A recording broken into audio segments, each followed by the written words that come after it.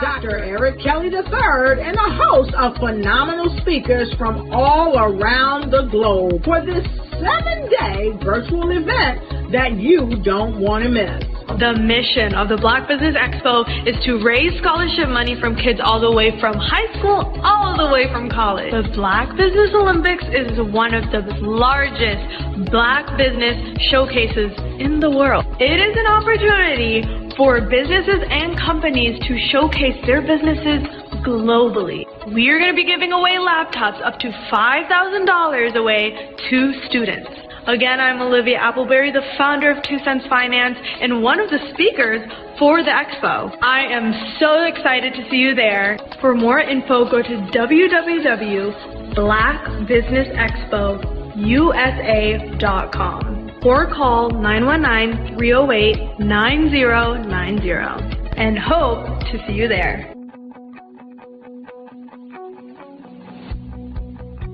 I am Black business. From the moment I wake until the time I sleep. Yes, I am Black business. I am Black business. Tell me, are you Black business? I am Black business. Do you support Black businesses? Listen, I support Black business because I am Black business. Black Business Expo, one of the largest business showcases in the history of Black business in the world. The world! Sign up today at www.blackbusinessexpousa.com or call 919-308-9090. I am Black business. I am Black business. From the moment I wake until the time I sleep, I am Black business. I am Black business. Are you Black business? I am Black business. Do you support Black businesses? I support Black business because I am Black business. Black Business Expo, one of the largest business showcases in the history of Black America in North Carolina. Join Dr. Eric Kelly III and a host of phenomenal speakers from all around the globe for this 7-day virtual event that you don't want to miss. The mission of the Black Business Expo is to raise scholarship money from kids all the way from high school all the way from college. The Black Business Olympics is one of the largest Black business showcases in the world. It is an opportunity for businesses and companies to showcase their businesses globally. We are going to be giving away laptops up to $5,000 away to students. Again, I'm Olivia Appleberry, the founder of 2 Cents Finance and one of the speakers for the expo. I am so excited to see you there. For more info, go to www.blackbusinessexpousa.com or call 919-308-9090 and hope to see you there. I am Black business. From the moment I wake until the time I sleep. Yes, I am Black business. I am Black business. Tell me, are you Black business? Black Business Expo, one of the largest business showcases in the history of Black business in the world.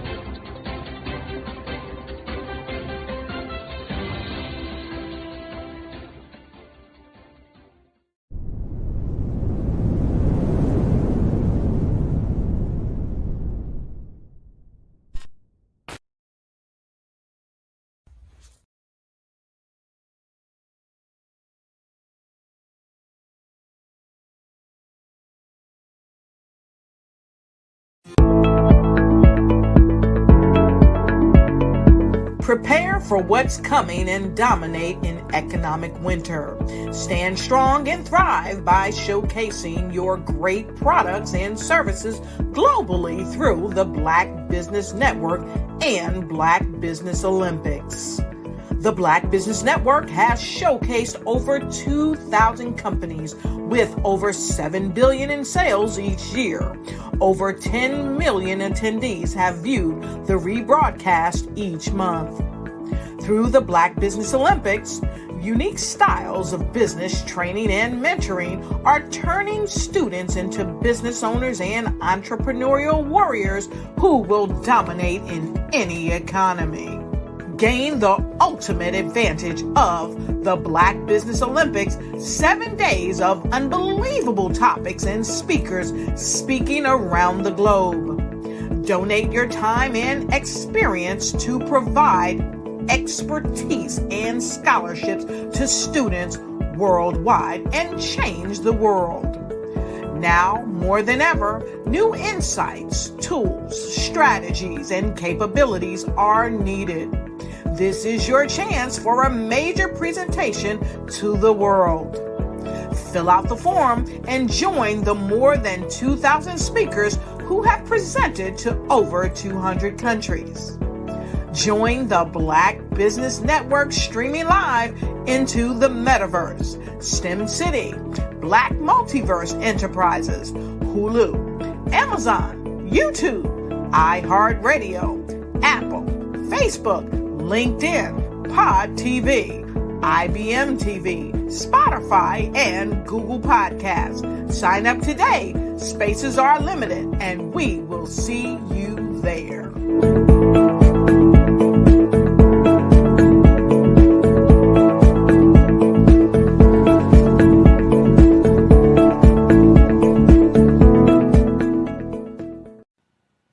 Hello, my name is Kiasi Helm and I'm 14 years old. I think my genius would probably have to be setting goals and achieving them. I say this because ever since I was young, I always wanted to be an author, and at age 11, I ended up achieving this. But not only did I end up becoming an author, I ended up becoming a public speaker, a publisher, a business owner, all these great things. The name of my business is Written by Kids Publishing Company. I decided to start this company because I thought it was important for me to help kids my age express themselves through literacy and just achieve their own goals. Because to me, achieving goals is the best thing in the world to feel. It's you just achieving things and aspirations that you set for yourself. And I know that everybody is capable of this because even if you don't end up achieving the goal, you still tried your best, and that's the most important thing. And everybody is capable of this because genius is common. Thank you.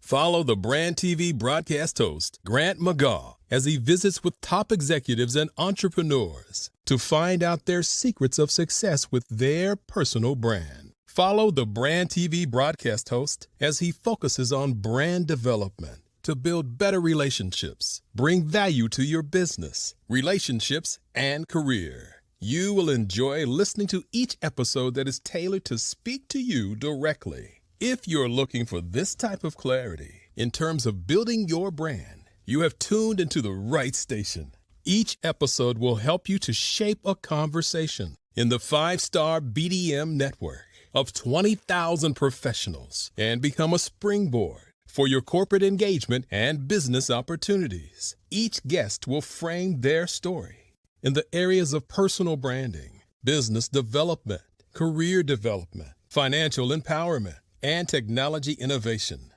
Grant McGaugh explains why he is the CEO and owner of his own professional career. Grant is an accomplished business leader and entrepreneur who wants to give back to individuals to grow their personal brand strategy. Tune in as he weaves his story about new possibilities, while to you exceed expectations. If you love storytelling, this show will make for fun.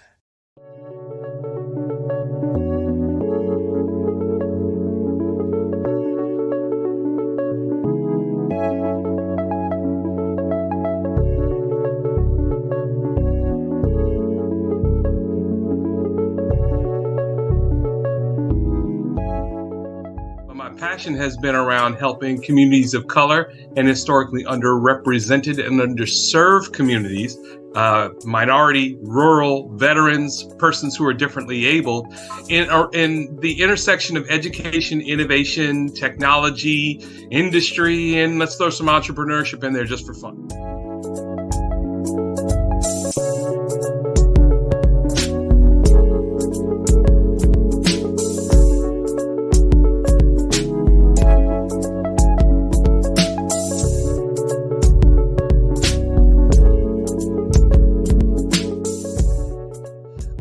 More around innovation, incubators, accelerators. I love the idea of going from innovation to commercialization.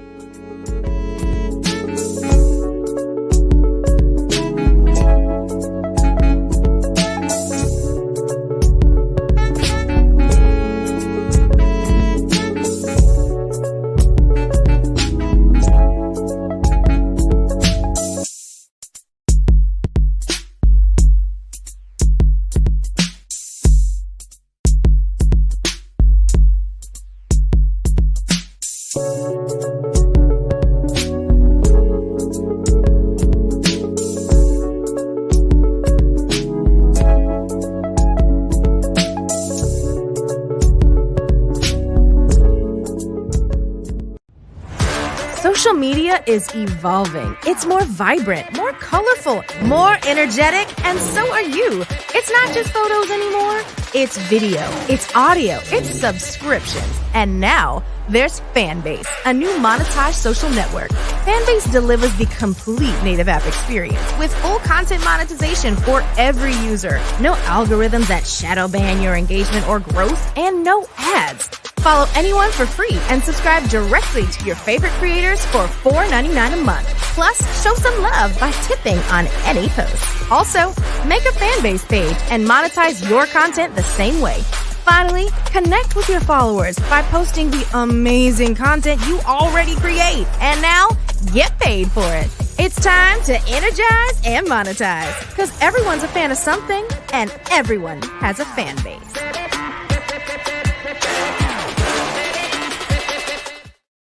Five-Star BDM, Brand Development Masters, is a professional consulting and advisory group keenly focused on business development services for the small to mid-sized business and entrepreneurs. Although every business is unique, they often share business development challenges that can be addressed through smart branding. Services include process improvement and operations, digital strategy and transformation, business intelligence, digital marketing, and personal branding. Our business and personal branding company has helped a number of professionals and organizations to optimize and grow. This results in more business, more opportunities, better reach, positive outcomes. Visit www.fivestarbdm.com today to learn more.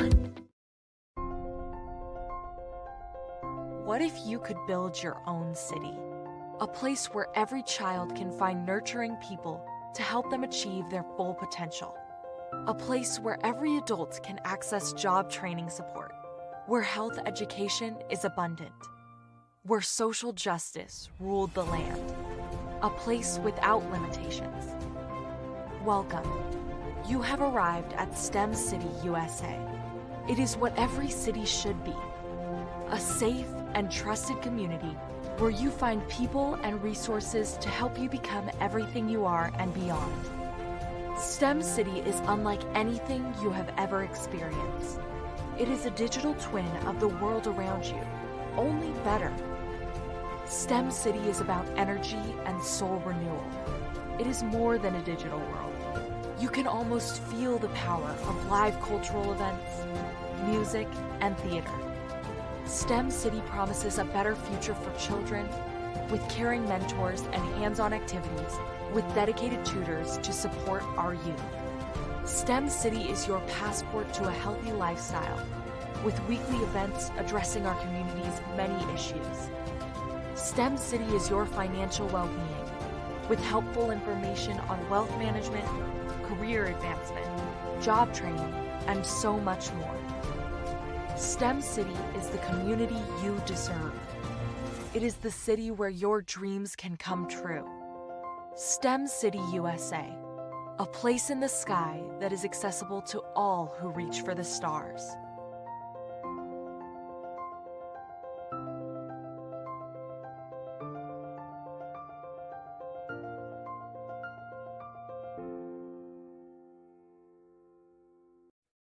Hey everyone, it's Grant McGaw, CEO of 5 Star BDM and host of the award-winning Follow the Brand podcast and TV series, where I help you to build a 5-star brand that people will follow.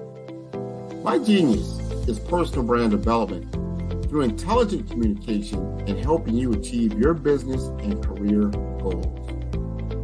I am a requested speaker on digital technology and brand development issues. I want to work with you to increase the value of your current opportunities while attracting new ones. Every one of you is unique, and we all share challenges that can be addressed through smart branding. As a super connector, I work with you as an executive coach to guide you along the complicated business and career development road, providing the enhancement tools and information you need to succeed. Together, I will help you succeed in today's challenging business climate. I will evaluate and measure your progress. Best of all, I am right alongside you every step of the way. Build the brand called you. Genius is coming. Have you ever seen a parent stressed out and needed a stress reliever with their child? One morning I was coming out of a store and saw a mother and her 3 or 4-year-old son. She was highly upset, actually beginning to yell at him. However, the more upset she became, it seemed the calmer the child became. He sat down on the sidewalk, crisscross applesauce, folded his arms, and looked up at her with a smile. You see, the angrier she became, the calmer he became, because he had the control of the situation. Hi, I'm Frizelma Lynn. I am the CEO and founder of Frizelma Teaching Parents, LLC. I'm a retired teacher, school district administrator, an author, speaker, and I am the Parenting 911 coach.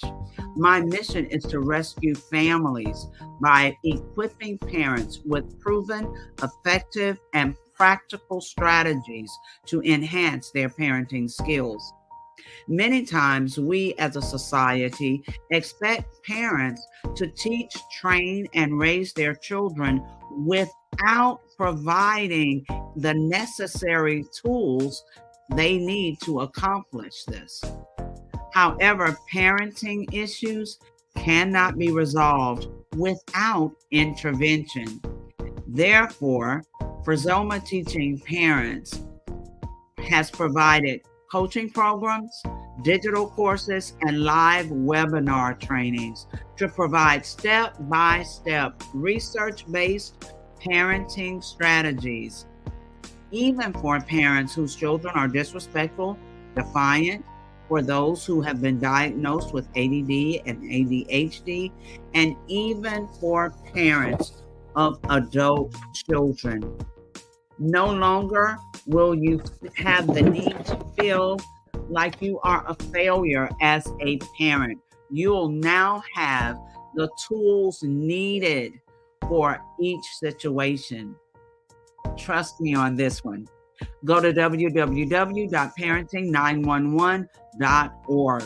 Book a 15-minute strategy session with me or choose one of the coaching programs. Our training helps parents relieve stress.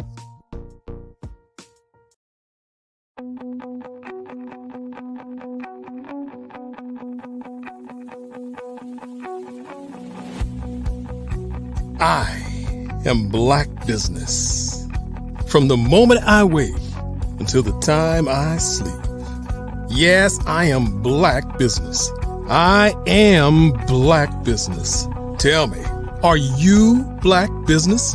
I am black business. Do you support black businesses? Listen, I support black business because I am black business. Black Business Expo, one of the largest business showcases in the history of black business in the world. The world! Sign up today at www.blackbusinessexpousa.com or call 919-308-9090.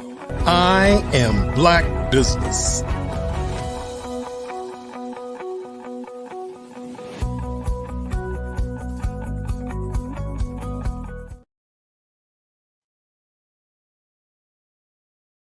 Owners. Good evening, business owners, entrepreneurs, thought leaders, and corporations. Welcome to the Black Business Network. My name is Frizelma Lynn, and I am your business moderator for this evening on the Black Business Network. The Black Business Network is a 24-hour business network showcasing Black businesses, business owners, entrepreneurs, and thought leaders worldwide. We have speakers from North Carolina, London, Singapore, Africa, Japan, and cities all over the United States. The Black Business Network is a global community sharing its business knowledge to empower, inspire, and educate businesses about business. Our first speaker is Kimberly Michelle, also known as the Purpose Pusher, a remarkable and highly sought after kingdom visionary, mindset coach, speaker, educator, and successful beauty and wellness business consultant. Most recently, the recipient of the 2023 Presidential Lifetime Achievement Award from the President of the United States. The 2023 Trailblazer Award from the Herpreneur Network, and the 2023 Woman of the Year from the Gentleman's Course. According to Exodus 31:3, her craft and talents have been divinely inspired, and she has harnessed them to make a significant impact in the lives of countless women. As the CEO of K. Michelle Enterprises, Kimberly has proven herself as a dynamic and versatile leader.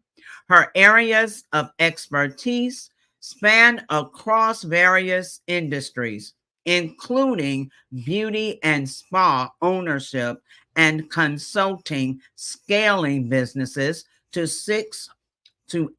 6 to 8 figures in 90 days, millionaire coach to coaches, and a 10x best-selling author. Let us welcome to the stage Kimberly Michelle. Oh, hello. Hello, beautiful. Thank you so much. Absolutely wonderful. We have this green vibe going on today, it seems. Yes. Welcome to the stage. And now I see the interviewer for you will be Mr. R.J. Stevens. So let me say this. I'm looking forward to hearing from you. Genius is coming. And I'll see you on the other side. Thank you so much. And I got on blue. Wrong. Green is money. Good evening, sir. Man, good evening to you. How you doing? I'm doing fantastic. Thank you. Thank you.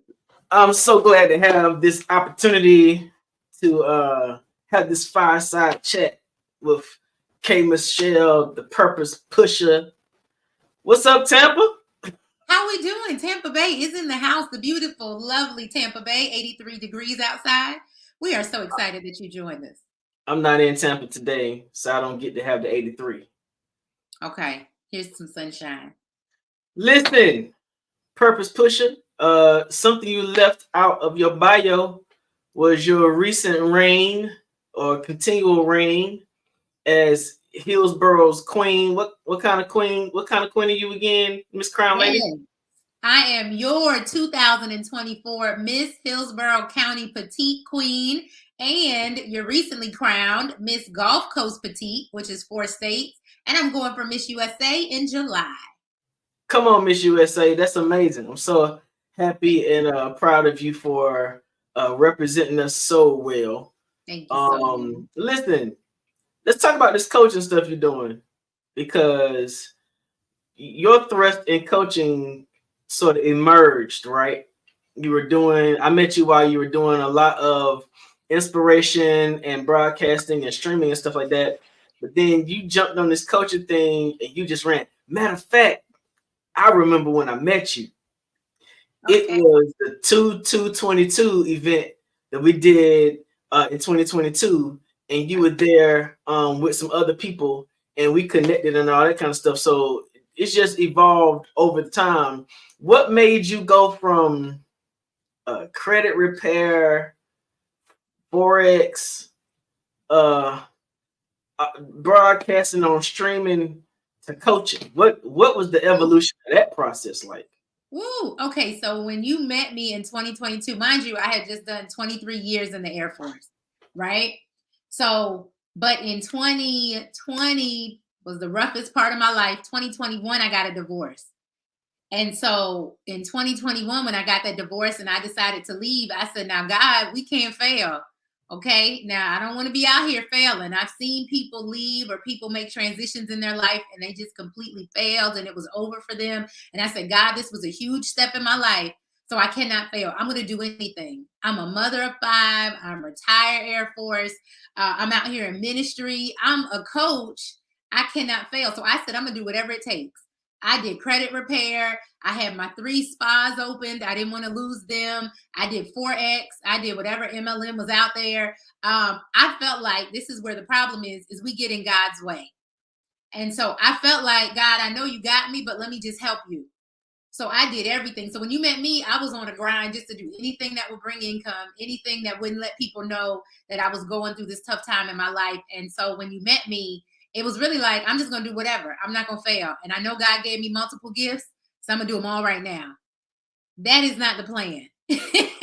So God showed me that is not the plan. Trust me and get in the vein of what you need to do, and you'll really be successful. So how did you walk from military career to esthetician to coaching? That's an interesting transition in career path. So the military, 23 years, I did not want to come in. It was a bet with my father. All right. And I clearly won the bet because I retired. But he told me I was too prissy. I was too girly. You know, I'm his princess. I'm not going to make it in the military. So what you still cannot do in my life is give me a challenge because I'm going for it. So not only did I signed up for 6 years out the gate. Like, I got this. And so I did the military. And after my father transitioned in 2017, I was like, I'm going all the way. And so after that, I said, but what is it I still want to do? Right? I never wanted to do the military. So when he transitioned, I said, okay, I'm finally going to go after what I've always wanted to do, which was be in beauty.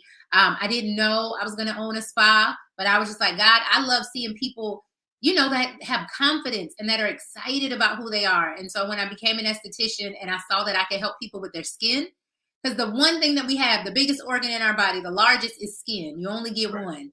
And so I said, wow, I can make a difference in those people who are worried about aging, who are worried about acne, who have hyperpigmentation, right, that happens in our community. And so I said, okay, I can make a difference as an esthetician. So I decided to go to school. Of course, I was almost the oldest in my 30s. So I said, well, I'm going to open a spa. So I opened my first one right out the gate. Then I said, I really like this.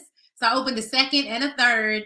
And then I said, wait, I don't want to be working on people every day, right? I got to bend over. I got to sit at the chair for an hour. And I believed in God using our hands wisely, right? So God said, you know what? You can do this and you can get paid a certain amount an hour, $100 an hour, or you can teach people what you do. You can mentor people. You can make people like you that do what you do, and you can double and triple that. So light bulb went off and I said, okay, God, I'm going to coach people to do what I do. And people kept asking me, how are you so successful? How did you open 3 businesses? I I have no degree in that. No one ever taught me how to do that. God literally downloaded what I need to do. And so I turned that into a coaching business, and now it has blown up. So there's a lot of, definitely after the pandemic or during the pandemic, a lot of people made transitions. Coaching, life coaching, business coaching has become very normal for people to walk into after they finish one career experience. Are you using any strategy? Is there some kind of thing that you have behind the scenes that thrust you out so that people can find you? How is your coaching business becoming so influential in the market right now?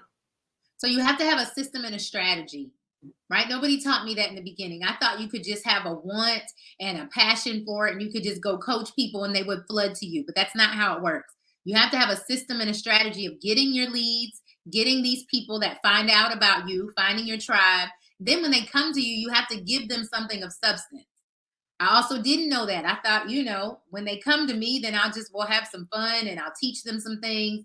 I did not know I needed to have substance and actually see transition happening for them. Actually have real numbers, real goals, and something really that I could define that actually showed they had a change. Otherwise, they're not going to pay me, or they're not going to pay me what I deserve, because now it's just a hobby and I haven't really given them some concrete evidence that they've had a change or a breakthrough. So how was it that you did your pricing model so that you could be compensated at your own perceived value and make your clients okay with paying you the amount that you felt like you deserve? This is my biggest part. Many people go out and just make up a number. You cannot do that. So I invested in myself first. And so I had to pay what I expected other people to pay me.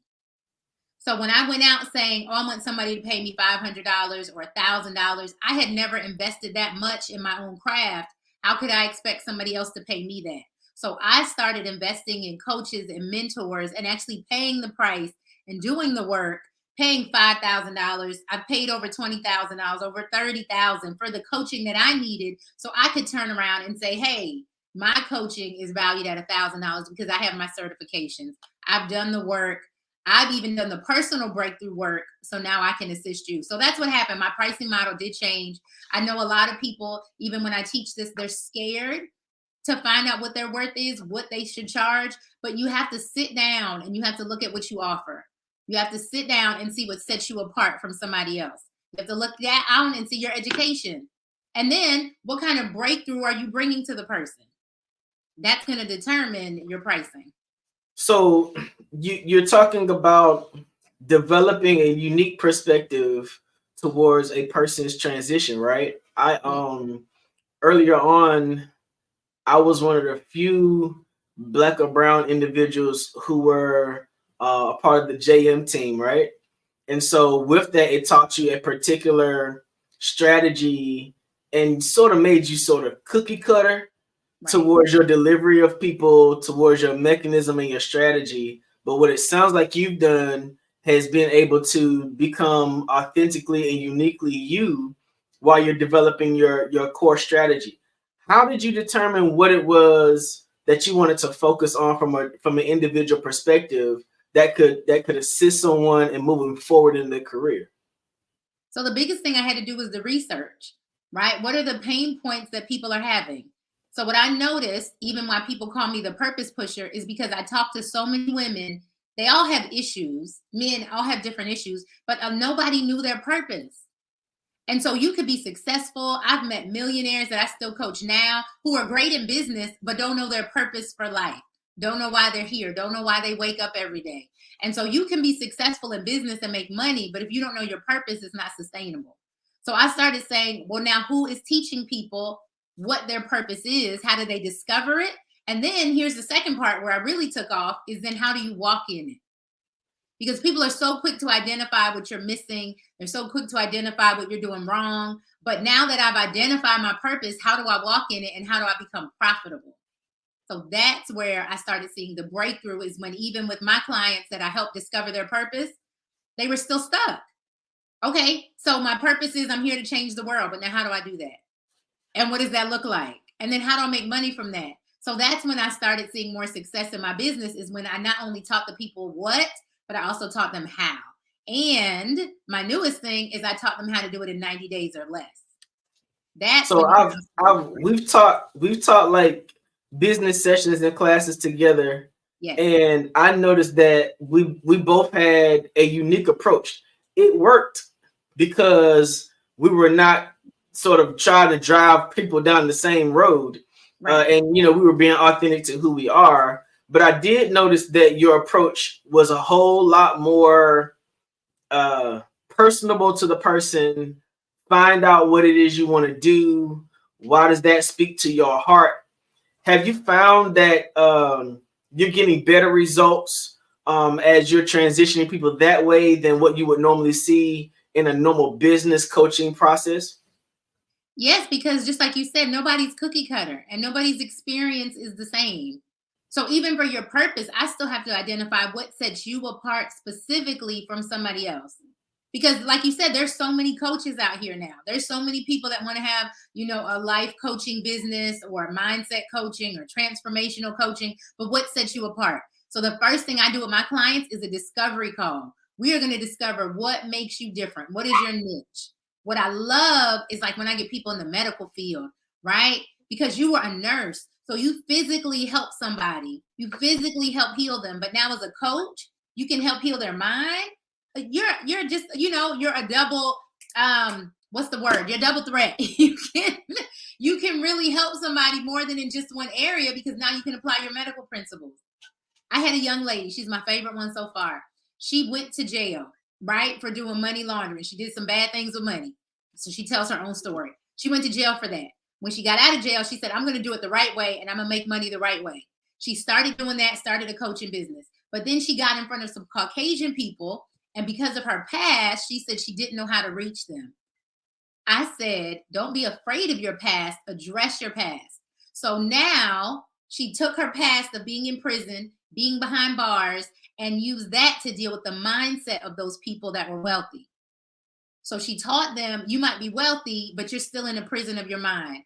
What would it feel like for you to come outside of that? What would it feel like for you to be free? And she said that blew her to her $1 million range, because she started not being ashamed of her past, but using her past to catapult her.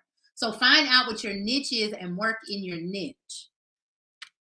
Wow, that's amazing. So find out what your niche is and work in your niche. Yes. But how you learn to find out what your niche is when you were in a military environment where they sort of make everybody wear the same thing, eat the same thing, go the same way? What was it about the military experience that you brought over to the coaching experience that made you more effective? What I love about the military is that they're doing it intentionally, right? So everything we do has to be intentional.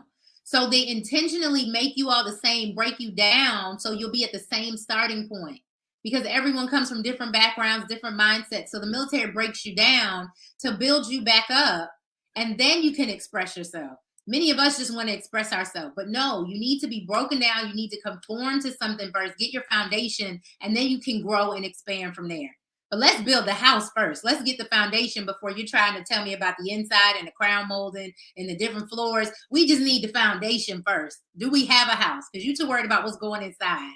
So the first thing you have to do, even with your business or be successful in business, is what is your foundation? Who are you marketing to? What are you trying to doing? Because business is not easy and it's not always fun. So if you know your purpose for doing it, it changes the way you do business. That's awesome. If you know your purpose, it changes the way you do business. Now, what if I am knee deep in business, invested in, like locked and loaded, but I realize one day that I don't have passion for this anymore? What do you suggest for people who are looking for a moment to transition? First of all, passion will not get you anywhere. I love having these conversations with you, RJ, because passion is what our problem is anyway. We are chasing passion. Stop worrying about what makes you feel good and what makes you smile. No, it's what are you purpose to do, right? I'm sure there's a lot of things in life that you could be successful at, but that is not your purpose. So if you are knee deep in something that you just have a passion for, you need to stop and refocus and probably redirect yourself. First of all, there's nothing wrong with redirection before it's too late. Okay. Many businesses fail because they're afraid to redirect. They're afraid to refocus. They're afraid to admit they got it wrong. You can look at companies like Amazon, right? Just started off doing books, but what is he doing now? Where have they refocused now? Where have they repositioned to, right? Walmart. People said, oh, Walmart was doing great. But then Walmart said, we got to jump on the digital train. We got to jump on having shoppers. I was in Walmart the other day. They have a new lane just for like these Instacart people. Because they said the Instacart people are having to wait in line, which makes their time too long. And now people aren't tipping them. So Walmart came up with a special lane just for online shoppers. So they're keeping up with the trend. Sometimes you just have to refocus and redirect. Don't just go out of business because you're knee deep in a passion that doesn't work anymore. So you're talking about focusing and redirecting, and now you redirecting to pushing your passion as the petite princess. Not a passion. What's going away the P word? How does what you've been doing line up with your purpose as you're showing it as you've been pushing towards being crowned as a queen to represent these communities as a petite queen? How does all that? How did you pull all that together? So again, it was a challenge, right? It was on my list that I was always going to be in a pageant, just wanted to do it one time. But when they told me that I could represent my platform, when they told me I could travel around the world telling people about my platform, it changed my life. So my platform is called Die Empty, which literally means living a life without regret. So if I'm saying that I want to die empty, I want to live a life without regret, that means at 43 years old with 5 kids and divorce, I'm going to get up here and do a pageant with these young kids. Let's go. Because the category is like 28 to 44. And so I had to think about it. I'm closer to this range, right? Maybe I should do the next one. I said, no, I'm going to go out there and I'm going to give it my all. So my very first competition, because I got Miss Hillsborough, but then I went so let me tell you real quick. Miss Hillsborough County, I made it, which put me in running for Miss Florida. So my very first pageant, you got to do a bathing suit and all that stuff. And I said, now listen, y'all, I'm in ministry. So my bathing suit going to look a little different. Okay. So my very first pageant, and I got first runner up for Miss Florida. And so I was tempted to say, now, Lord, this was fun. We did it. I'm done. And afterwards, so many people said, this was your very first pageant. You got to go to Miss USA. And I said, nope, I just wanted to do this one time. Do you know I got a call? And they asked me from Miss USA, I got a call and they said, do you still want to go to Miss USA? I said, well, no, I didn't make Florida. You know, I made first runner up. Congratulations to the other person. She said, let me know. And if you want to compete, we have something for you. And so when they called me, they gave me Miss Gulf Coast Petite. I qualified for that. So I'm fighting over one state of Florida, sad because I didn't get it. When they called me back to say, you got 4 states that you made it over, which is 2% of all the people that ever applied. So I said, God, again, I got out of God's way. I just wanted to do one and tell my little platform. And God said, I got 4 states for you. And now you can tell your platform when you go to Miss USA in Chicago in July. I'm super proud of you for even venturing into another avenue, another field to embrace the challenge. And I look forward to what's going to happen with you next. Tell the people how they can find you. You can find me on Facebook, Kimberly Michelle with 1 L, Purpose Pusher, or on Instagram, same thing, Kimberly Michelle with 1 L, Purpose Pusher. You can also go to kmichelleconsulting.com. Well, welcome to the Black Business Network. I think you've done amazing up here, and we look forward to seeing you at another time. Miss Fazelma, where you at? Here I am. Oh, that was so amazing. Thank and you. I honestly, I just love the genuineness. You know, you just kind of enjoyed yourself. And then you gave us all of this information. So we appreciate it so very much. Thank you so much for having me. Yes. Yes. Genius is coming. And I'll see you all on the other side. The Black Business Expo's mission is to raise funds for high school seniors going to college or K through 12 entrepreneurs. This expo is a fundraiser for students who may go to www.blackbusinessexpousa.com to donate to the scholarship fund, or use the Cash App that's on the screen below, $BBXUSA. Our goal is to give laptops and up to $5,000 to 10 students. Students can register online at www.blackbusinessexpousa.com. Every dollar counts, so we want to remind you to donate to the scholarship fund.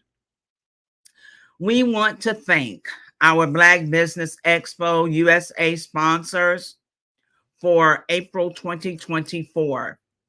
NC 100, Moody Capital Partners, Suede Soul, 5-Star BDM Media, Lotus Richer Coaching and Training, Carolina, Virginia, Minority Supplier Development Council, Step Management, Hello LLC, BHS and Associates, Margie McLean Foundation Incorporated, Genius is Common, Earth Essentials, Mullane Shawnee Global, Executive Women's Success Institute, The Quality Coaching Company, Superwoman Business Services, Creative Force Studios, Lee Entertainment, Artistic App Design, Black Business Expo USA. Genius is common, and I'll see you on the other side.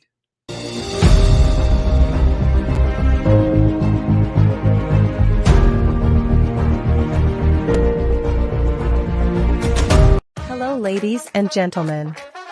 Allow me to introduce myself.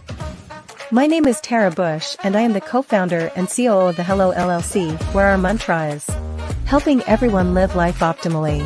And more importantly, helping entrepreneurs leverage leading-edge optimizations. We help businesses build, brand, automate, and pivot into the future. With over 22 years of corporate C-level experience, I carry a wealth of knowledge and expertise in my professional portfolio. My professional journey has encompassed various facets of business, executive leadership, project management, marketing, systems, space planning, and strategy implementation. I have had the pleasure of partnering with and managing multi-million-dollar projects for the top Fortune 500 companies, prestigious universities, and well-known sports teams around the world, like ExxonMobil, Apple, Samsung, Citgo, HP, Ziegler Cooper, the Houston Astros, the Dallas Cowboys, Bank of America, and Vanderbilt University. What fuels my drive is a passion for innovation and creativity that knows no bounds. I thrive on pushing the boundaries and thinking outside the box to bring fresh, ingenious ideas to the forefront. I turn visions into reality. As a leader, I am a steadfast advocate for integrity and creativity. I am driven by a profound desire to help individuals and businesses create their own return on time investment while leveraging technology. At the Hello LLC, we are more than just a 3D digital marketing agency. We are a community committed to helping, building, and thriving together with integrity. We can either show you, teach you, or do it for you. We believe in the power of innovation to transform the status quo. My fellow professional powerhouses, in the spirit of abundance, I firmly believe that there is enough prosperity in this world for all of us to thrive together. So, I invite you to make the pivot because the future is already here.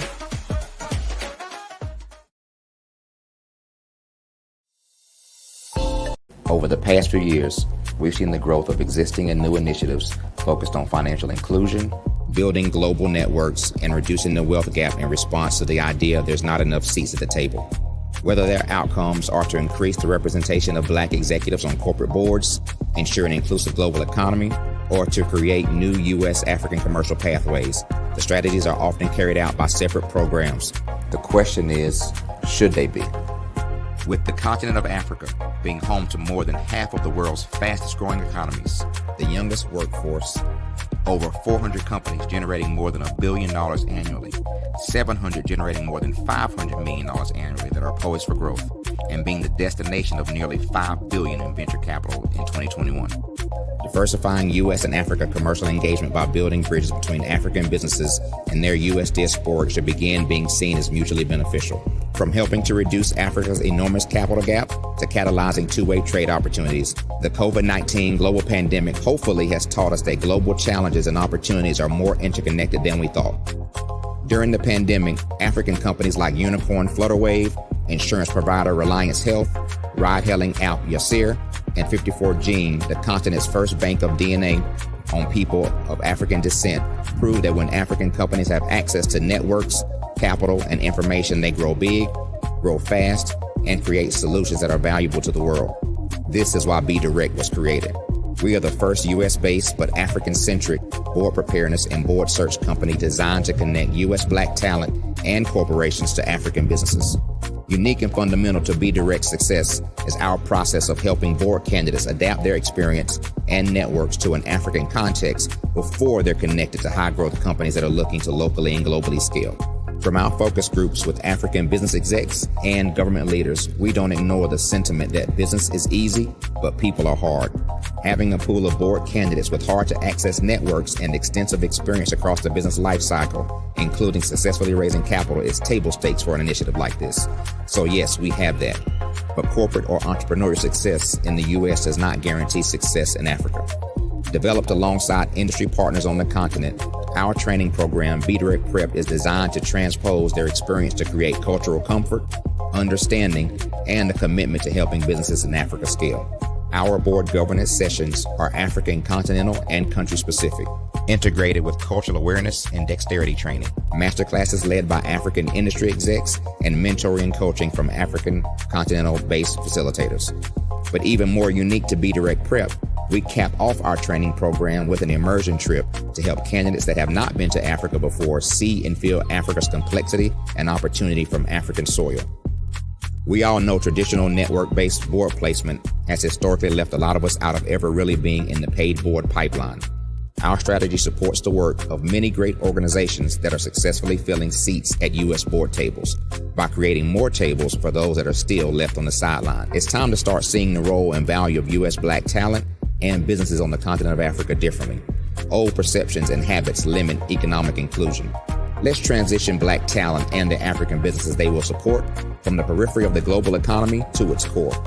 Living in a global lockdown, we all know now how fast local and global economies can change, and see the value of having businesses that hire, strengthen local value chains, and even grow globally.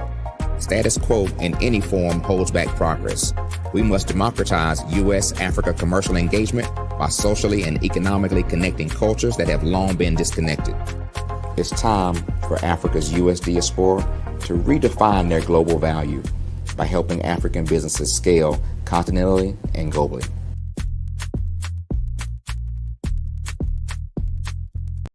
Follow the Brand TV broadcast host, Grant McGaugh, as he visits with top executives and entrepreneurs to find out their secrets of success with their personal brand. Follow the Brand TV broadcast host as he focuses on brand development to build better relationships, bring value to your business, relationships, and career. You will enjoy listening to each episode that is tailored to speak to you directly. If you're looking for this type of clarity in terms of building your brand, you have tuned into the right station. Each episode will help you to shape a conversation in the 5-star BDM network of 20,000 professionals and become a springboard for your corporate engagement and business opportunities. Each guest will frame their story in the areas of personal branding, business development, career development, financial empowerment, and technology innovation.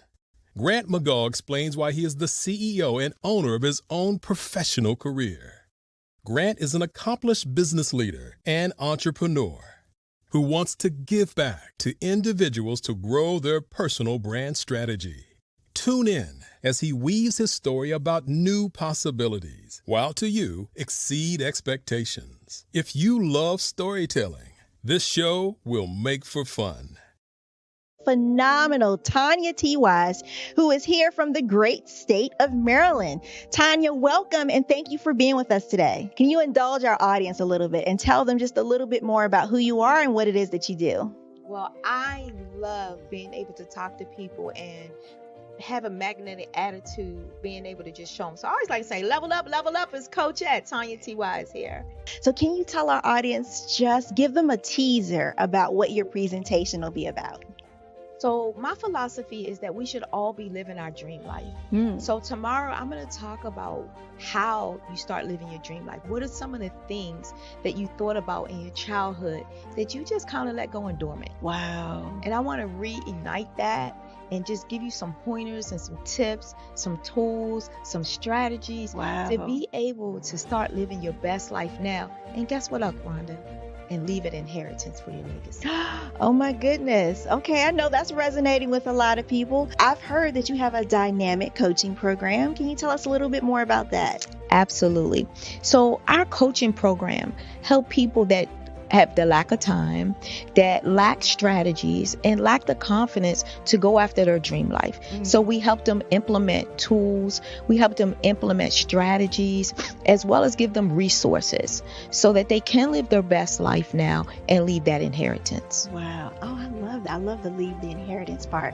Listen, you are dropping some major nuggets, and I know a lot of what you're saying is resonating with a lot of people, but I think we're all curious. How did you even make this transition into the speaking and coaching arena? What's the story behind this? So I started out in finance, and I realized that a lot of people don't necessarily go after their dream life because of the lack of finances or the education behind finances. But it wasn't until I lost my firstborn, my only son, that life changed for me.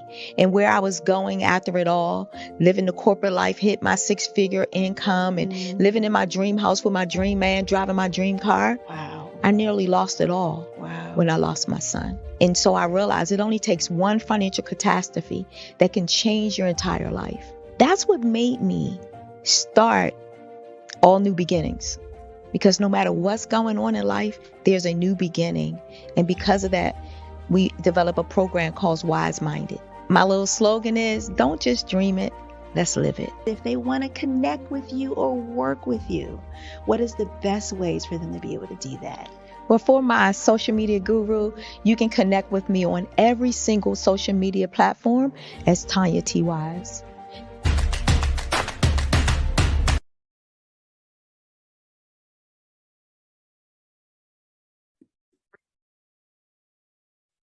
Hello, I'm Dr. Madeline Ann Lewis, President and CEO of the Executive Women's Success Institute.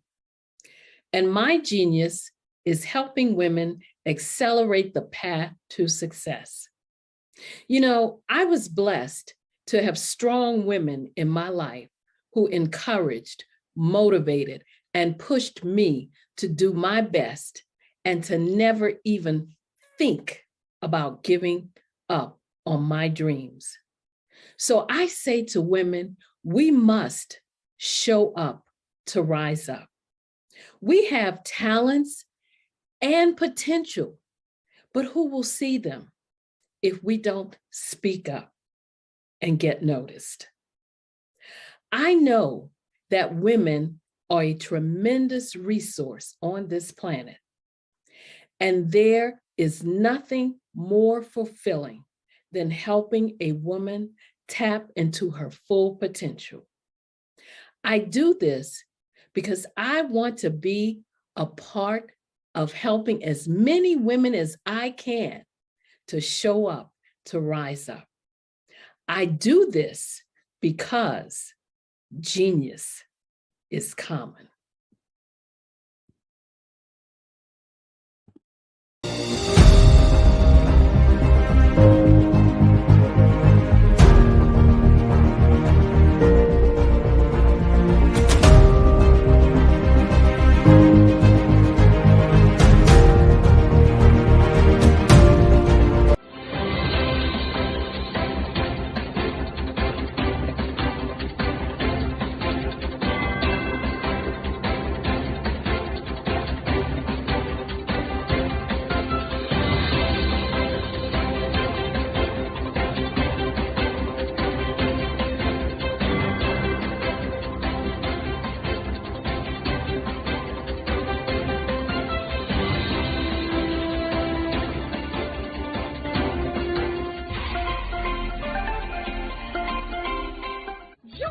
Dr. Eric Kelly III and a host of phenomenal speakers from all around the globe for this 7-day virtual event that you don't want to miss.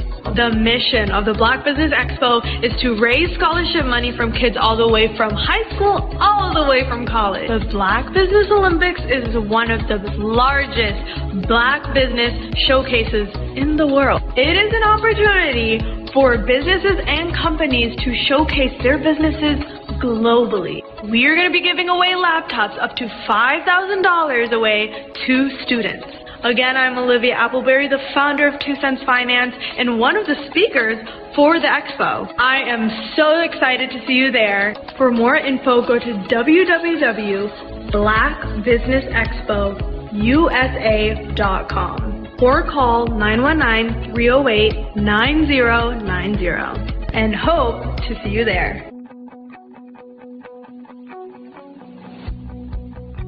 I am Black business. From the moment I wake until the time I sleep.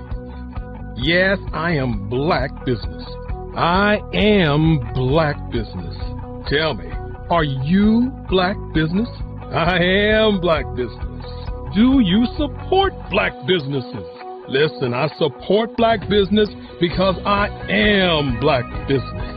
Black Business Expo, one of the largest business showcases in the history of Black business in the world. The world!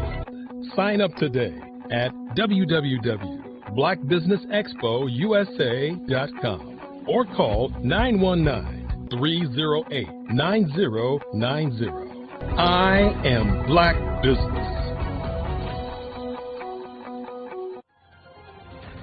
I am Black business.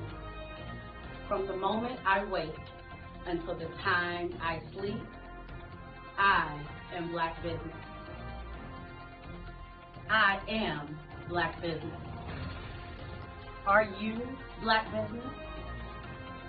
I am Black business. Do you support Black businesses? I support Black business because I am Black business.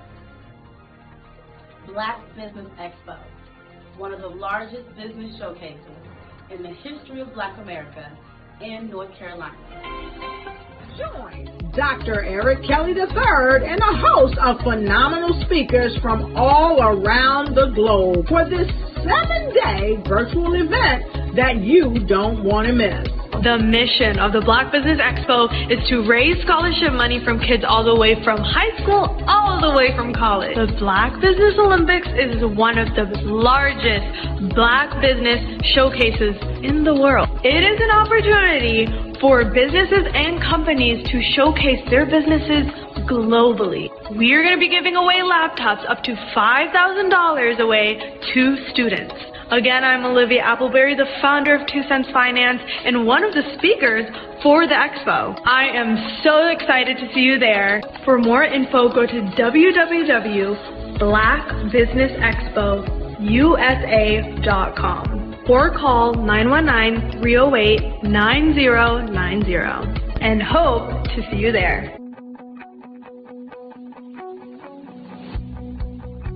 I am Black business. From the moment I wake until the time I sleep. Yes, I am Black business. I am Black business. Tell me, are you Black business? Black Business Expo, one of the largest business showcases in the history of Black business in the world.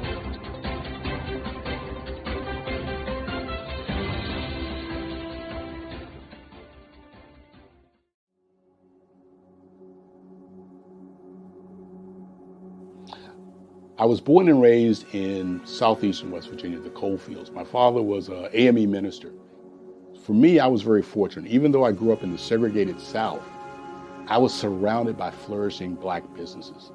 Doctors, lawyers, bankers, dentists. They were all there and they were all successful. And I guess that's part of my dream, is to see that success come back. My name is Joseph Simmons, and I am the founder of the Center for Micro-Entrepreneurial Training. We have this moment in time where we can change the trajectory of people. And our focus is on women, Black and brown entrepreneurs, and their access to capital, their ability to build thriving businesses, the ability to employ people. There's a study that showed that in those three communities, especially Black and brown communities, $1 stays in those communities for 30 minutes. In white community, $1 stays in their communities for 8 hours. So think about it. For you in a Black or brown community to get gas, to get food, to go to a restaurant, you've got to leave your community, take those dollars out of that community and take it to another community that's already being well served. So if we can reverse that, if we can go from 30 minutes to an hour to 2 hours, that's progress. That's what we need to do. I was with SCORE. And then in May of 2020, of course, the events happened in regards to the murder of George Floyd. The other thing that I was experiencing was the denials of federal funds for small businesses. And it revolved around one thing. These businesses were not being prepared for grants and for government programs. And I came up with the idea for the Center for Micro-Entrepreneurial based off those two things. Morgan Stanley had a report out in 2020, first quarter, and they talked about there were 3 groups that were massively devastated by COVID-19 on their business. That was 1, women, number 2, Black, and number 3, brown entrepreneurs.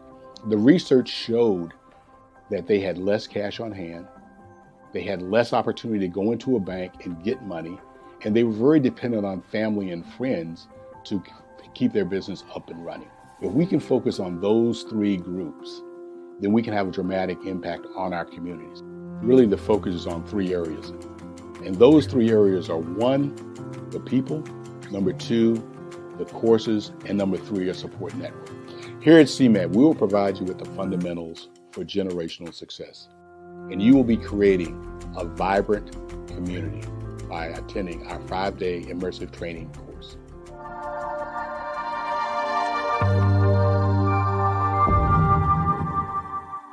Five-Star BDM, Brand Development Masters, is a professional consulting and advisory group keenly focused on business development services for the small to mid-sized business and entrepreneurs.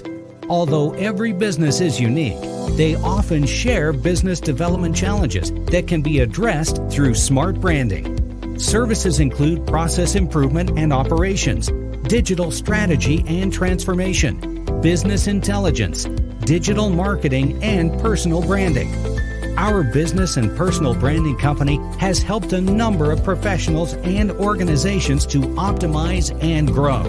This results in more business, more opportunities, better reach, positive outcomes. Visit www.fivestarbdm.com today to learn more.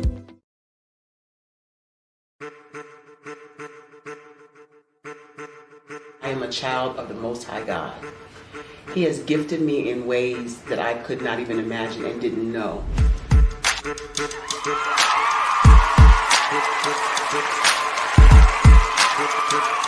There was a time when I didn't know who I was.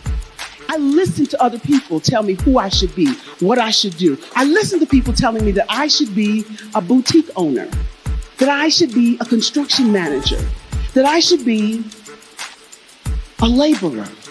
Have you ever felt like you should do something else, be something else, go somewhere else, be wherever you wanted to be, and you felt like you were in a box? Anybody in the room? And you couldn't get out? Anybody in the room? And you kept trying to go and go and you couldn't get out? Anybody in the room? But let me tell you, you need to rock the box. Rock the box.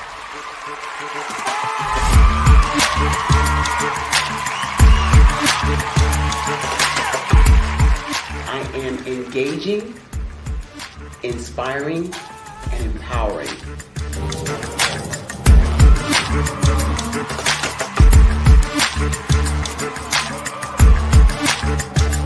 I would give you everything I know.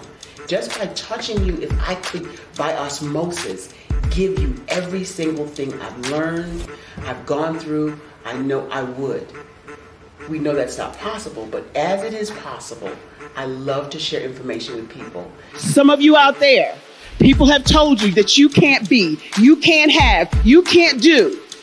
But I will tell you, like Kingston said, you can, you must, and you will. If it's to be, it's going to be me. You got to say it. If it's to be, it's going to be. If it's to be, it's going to be. If it's to be, it's going to be.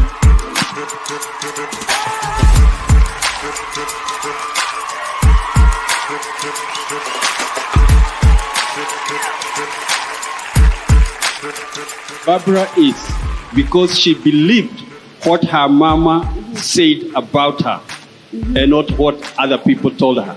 Every day you wake up, when you're in a situation, it's your choice whether it's an advantage or the disadvantage. She gained her confidence and her life, and now she is a testimony.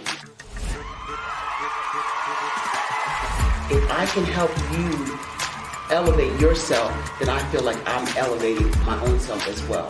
What you know and I know together can change the world.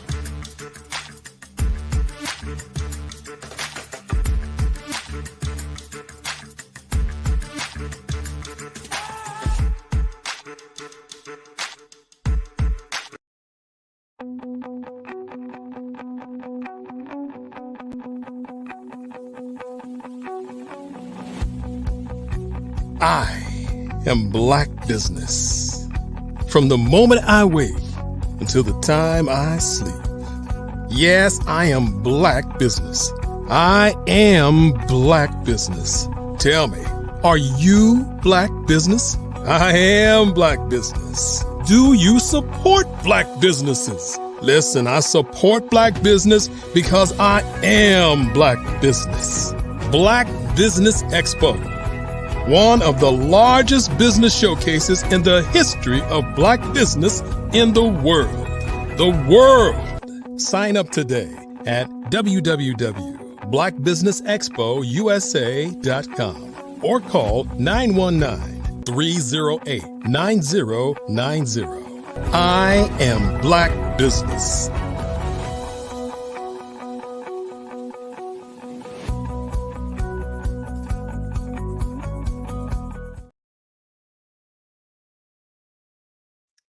Good evening, business owners, entrepreneurs, thought leaders, and corporations. Welcome to the Black Business Network. My name is Frazelma Lynn. I am your business moderator for this evening on the Black Business Network. The Black Business Network is a 24-hour business network showcasing Black businesses, business owners, entrepreneurs, and thought leaders around the world. We have speakers from North Carolina, London, Singapore, Africa, Japan, and cities all over the United States. The Black Business Network is a global community sharing its business knowledge to empower, inspire, and educate businesses about business. Our next speaker is Wesley Green. He is an entrepreneur that is enthusiastic about all types of businesses. He currently is the co-founder of Black Baron Transport LLC, along with Southland Freight Solutions LLC. He started his journey in the logistics in March of 2017. His first job was as a freight broker, where he negotiated prices with trucking companies in an effort to get customers' freight moved. He fell in love with the art of negotiation, which made him look deeper into the industry as a whole. After taking a deeper look, Wesley adopted a creative, problem-solving approach to serving customers, which helped him create a lane that is unaddressed. He now is the owner of 2 firms, grossing over $2 million a year and growing at a rapid pace. He is a loving husband and father of 1 with another on the way. In his free time, he likes to barbecue, watch football, and hang with friends and family. He is also an outspoken Christian with a heart to find solutions to help the people that society tends to overlook. Please help me welcome to the stage Wesley Green. Hey, Miss Frizelma. Well, Mr. RJ, hello. How you doing? I'm quite well. How about yourself? I am doing well. Wonderful. Genius is coming. I'll see you on the other side. Yes, sir. Did you know that approximately 333.34 million businesses exist today, according to a report from 2021? And you may be one of those businesses, or maybe you're not in the business market yet, but you're aspiring to be a business owner. Well, guess what? You're in the right place at the right time. Because let's face it, everything is about timing and opportunity. Hi, my name is Dr. Lotus Richer, and I'm the CEO and founder of the Lotus Richer Coaching and Consulting LLC, along with the Lotus Richer Ignite Show. 15 minutes of success with Dr. Lotus Richer, as well as books to boom your business and bring who you are. And today, I want to bring this amazing message to you about the Black Business Network and the Black Business Olympics. See, the Black Business Network and the Black Business Olympics is designed to help people just like you, that's right, that look like me, to take their business to the next level. Not just in your front yard or your backyard, but globally. The Black Business Network and Black Business Olympics is designed not to just help you survive, but to help you thrive. So join us today as we come together with businesses all around the world to support our students, our children, our young teens, our young entrepreneurs. What we do is we come together to help raise funds for students who are aspiring to be business entrepreneurs, who are aspiring and who are thriving in college. We endow them with a wonderful opportunity to gain scholarship of either a laptop or several thousands of dollars. And we invite you to help be a contributor to this amazing opportunity to help someone that looks just like you. So join us today at our website and let us connect with you and help you ignite and take flight in every area of your life on the Black Business Network and the Black Business Olympics. I'll see you on the other side.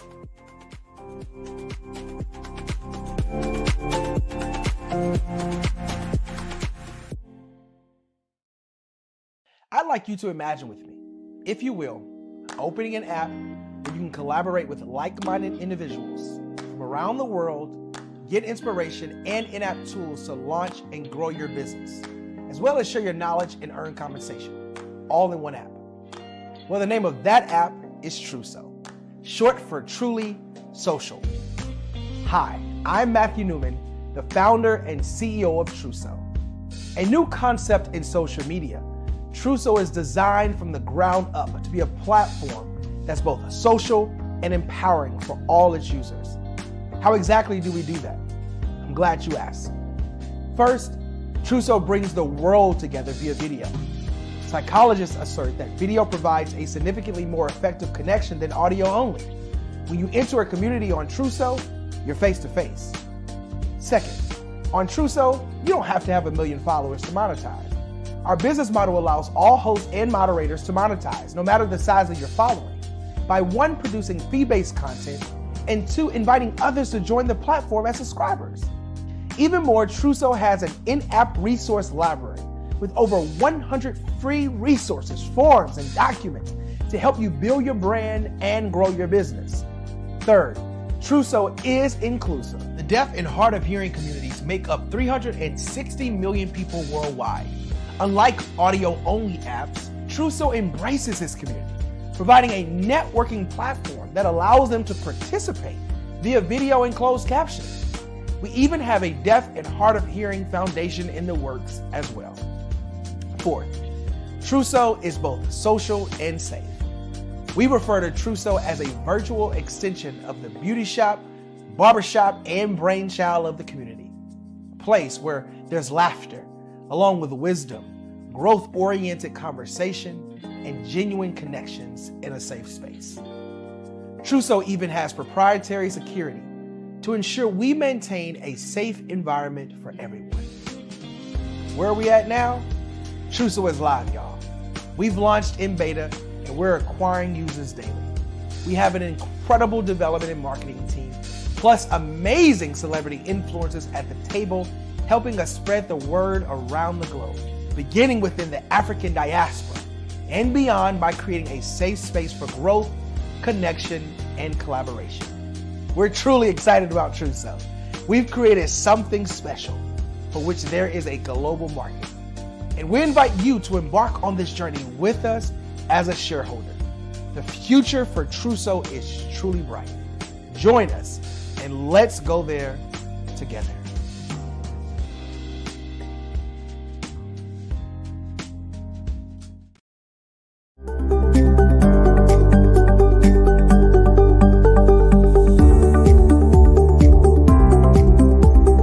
My name is Katie Bennett, and I own Lexicon Presents Publishing. We are a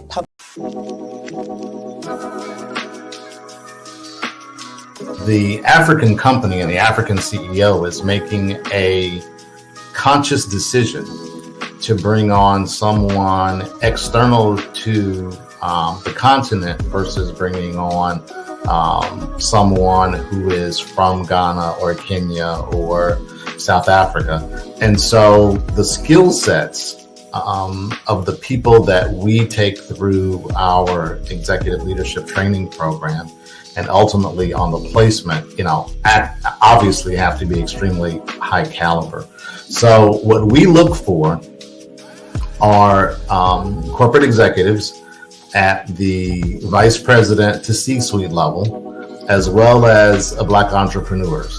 When we look at the Black corporate executives, we're looking for some very specific skill sets, whether that be around supply chain, sales and marketing, engineering, product development. We want our folks to be able to add immediate value to the corporate board, right? And the other thing is, even if they don't necessarily have specific industry experience, they're bringing a diversity of thought.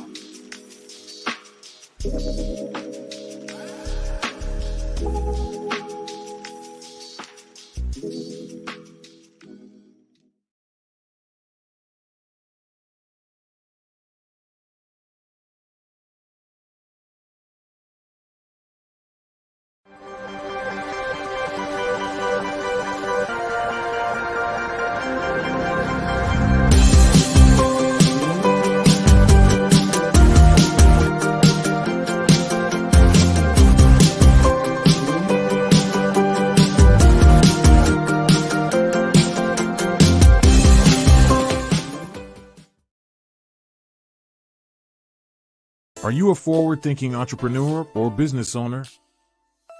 The world is changing faster than ever, and it's time to pivot and adapt to the future. Hello LLC is here to help you do just that. Hello stands for helping Welcome back, ladies and gentlemen, for a fireside chat with Wesley Green and RJ Stevenson. Well, you got RJ Stevenson. Hey, Miss Brazilma, how you doing? I'm doing quite well, RJ. How are you?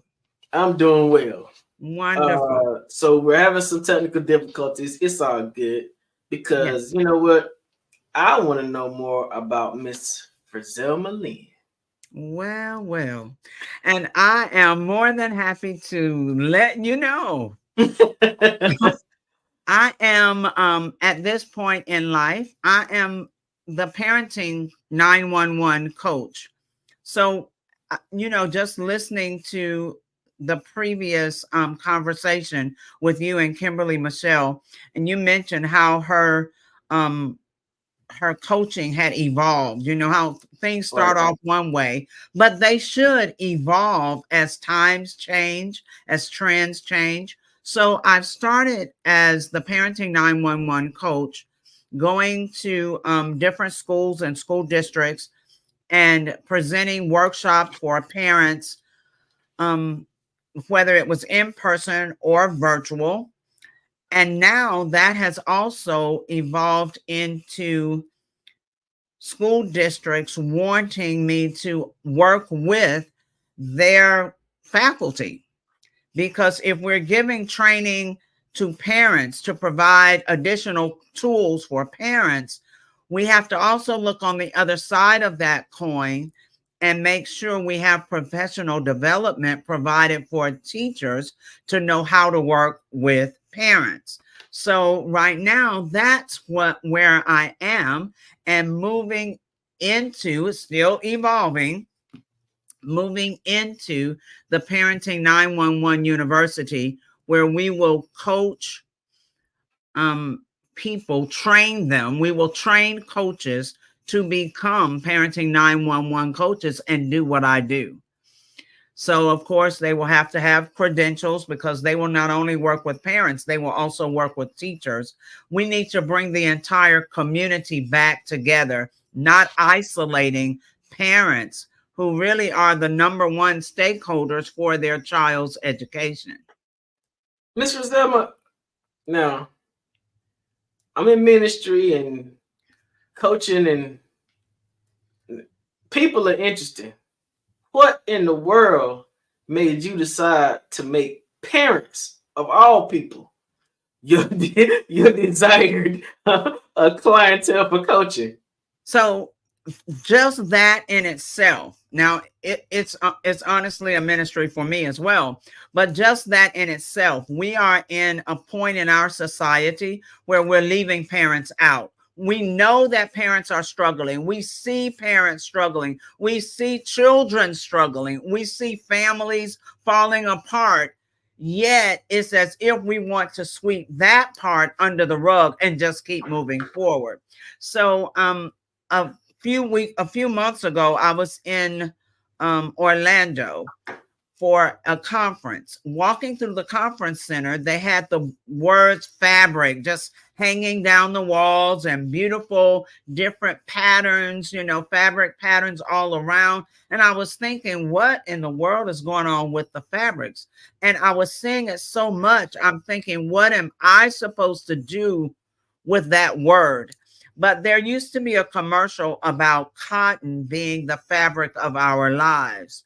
Well, honestly, parenting is the fabric of our community, of our society. There is no way we can have a society or a community without parents. And it's best to provide them with the most effective, research-based, practical skills that they can immediately implement in their homes. We have to make sure that we provide them with tools, and we have to make sure that teachers receive compassion training and understand that they have to re-invite parents. I mean, genuinely invite them back into the decision-making of the child's academic success. So see, that mindset, parents, oh my gosh. Well, you know what? People said that to me when they found out I was a teacher and a school administrator. They're like, teaching? Oh my gosh. But those are the areas of life that build our foundation. We can't keep going with all the progress, all the AI, all the technology, all of that, and allow the foundation of our families to have a huge crack in it that no one is trying to repair.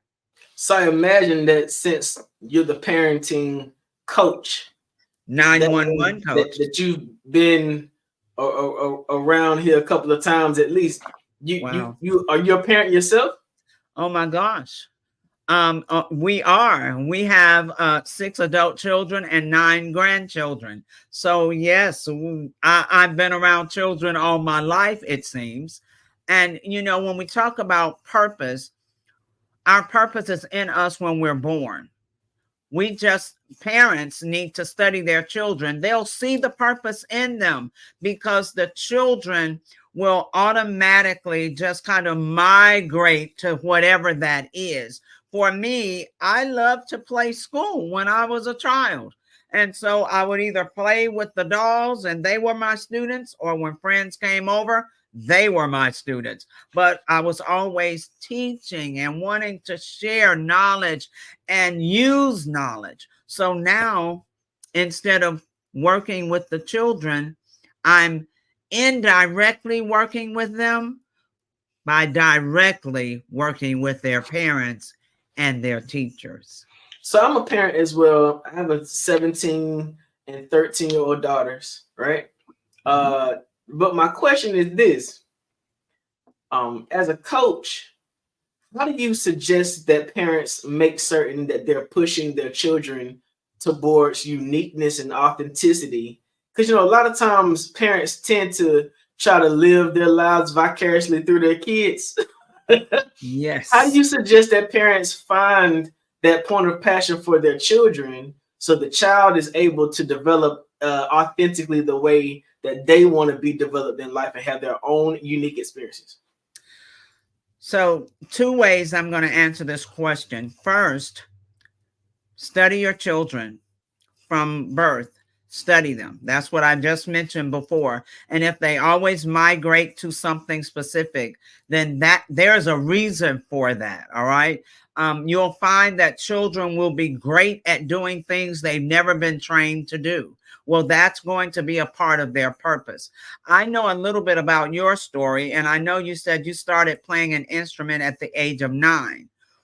Well, imagine if your parents had decided, oh, no, we don't have musicians in this family. No, see, parents have to stop allowing everything to be about them. Everybody in the family is important. Everybody has a purpose.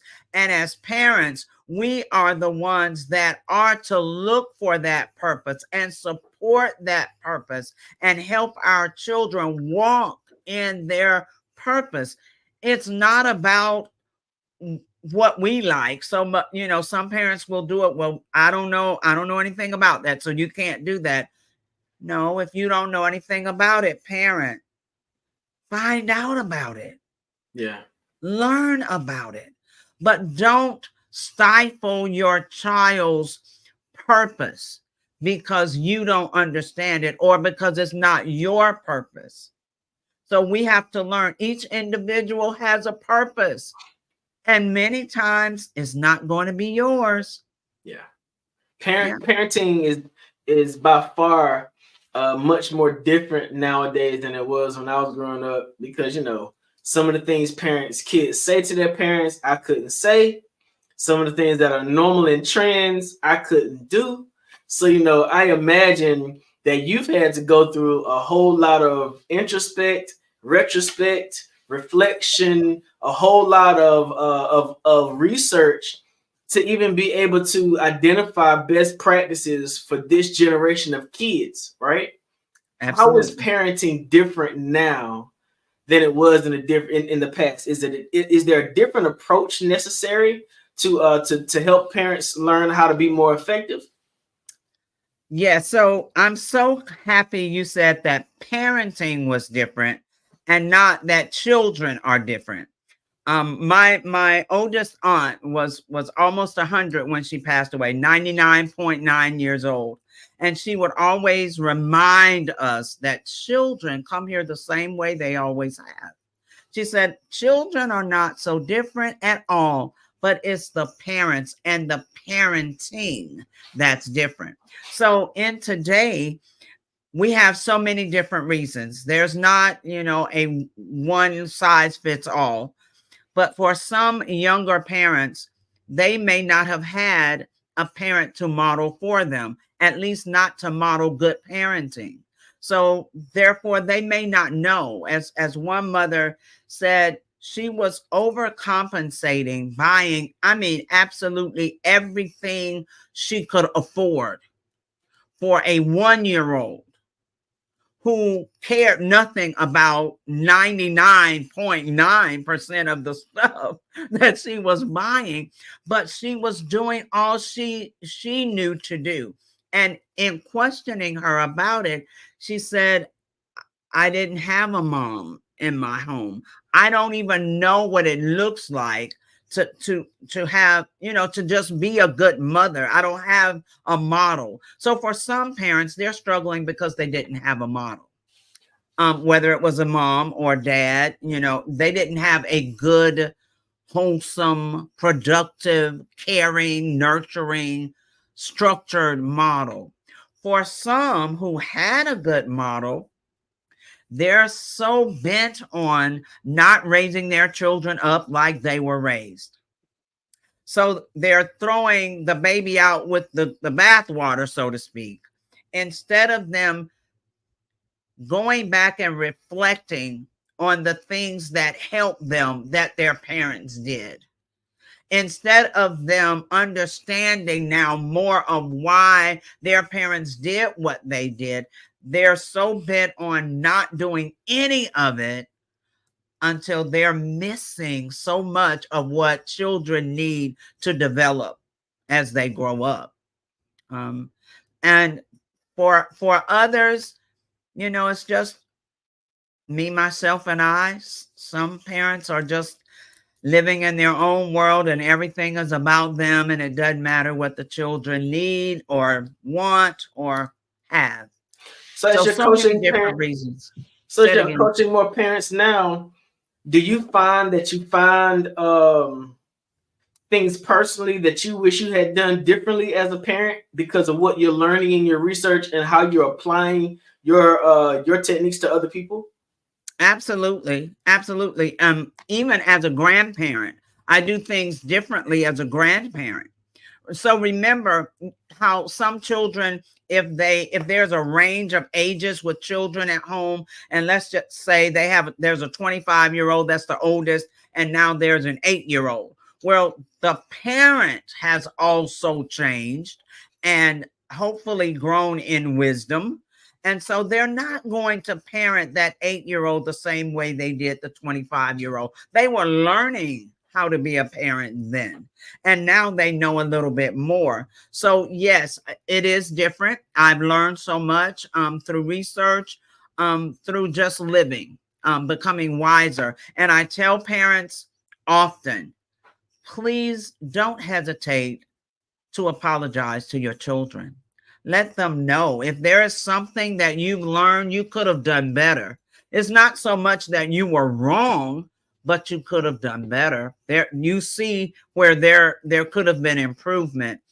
If you possibly can, apologize. Just say, I was wrong. I made a mistake. My bad. I'm sorry. I'm human too. And oftentimes we don't let our children know that we are human. And we have them thinking, we can do no wrong. Like whatever I says goes. But sometimes what we say is not correct. Do you find that coaching parents of Black children now is a little bit more sensitive than it may have been in the past because of how delicate our social structure has become? I mean, I'm from Florida, have been there for a little while, been there 7 years, and the infrastructure in that state is quite different from any other place in America. And raising a child in Florida as a Black family has got to be unique because of all of the erasing that is happening in our school system as an education about where Black people came from. What is it that parents need to do to make certain that Black boys and Black girls are locked in on who they are, and how do they navigate the challenge of doing that in the 2024 type environment? First of all, they have to be real. I mean, you have to be real with your children. You have to be honest with your children. And so oftentimes, like a selfie, you only want the selfie to look cute, you know, but life is not all cute. And we oftentimes walk through a struggle, but we never let our children know we're struggling. And if we never share with them what we're having to walk through and how we are walking through it, they won't know either how to deal with issues. So what I see is the harvest from a generation or two ago, when parents, Black parents as well, mainly, were working so hard, overtime, double shifts, all this extra to get more stuff. Because, you know, we were coming, most of us, out of a poverty place. And so we were trying to get more stuff for our children, have, you know, nice houses and more cars and more this or that, until we left out the training, the teaching, the communicating, the nurturing. You have to spend time with your children for all of those things. And when you spend time with them, I don't mean everybody on their own device in a whole nother room, or, you know, right there and nobody's talking to one another. And if you want to know what your child's doing, you text them a message. See, that has isolated us so much. But as Black families, we've got to be truthful and honest. We've got to communicate with our children, and we've got to let them know what real life looks like.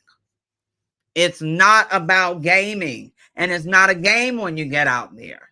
And many parents don't take the time to do that. It's almost as if we're afraid of realness now.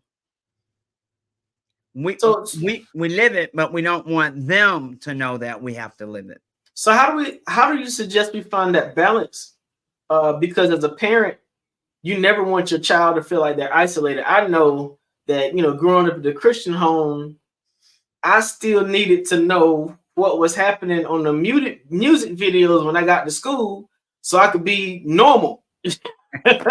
How do parents suggest balance with their children, knowing that your child needs to know what Roblox is about? You know, your child needs to know they need to be able to communicate with other children about what other children are doing. How do you find that balance as a coach? What methods or what practicums do you suggest for parents to make sure their children are still locked into a child's world but engaged with their families at the same time? That's going to be a part of communication, good, deep communication. So your children are being influenced by other children. They're being influenced by what's on social media. You know, they're being influenced all the time away from you, or sometimes right there in the house with you. So what is your influence on them? And the only way for you to truly influence them is by talking with them. Now, you need to ask them, not just, oh, you have a good day today? And they're like, yeah, and then that's it. No, that really wasn't a conversation, you know?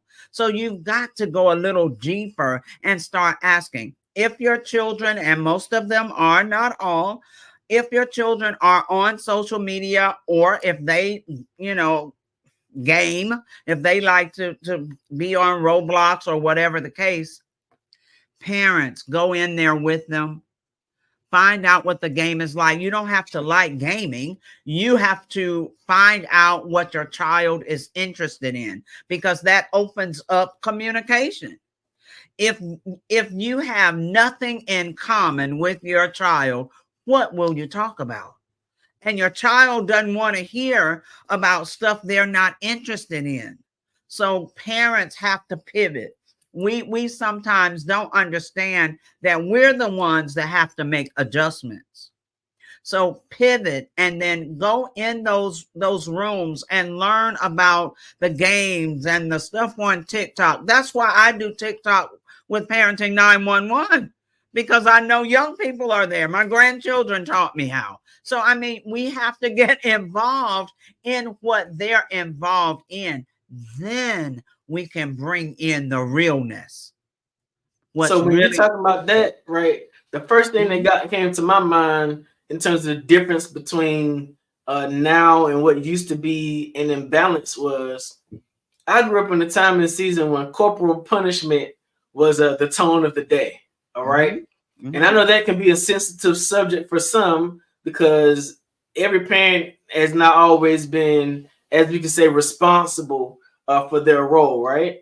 Right. But do you see a significant difference between an era when corporal punishment was more prevalent in comparison to now, when parents are afraid to speak to their children too harshly because of the traumatic effects of what that might do to the child?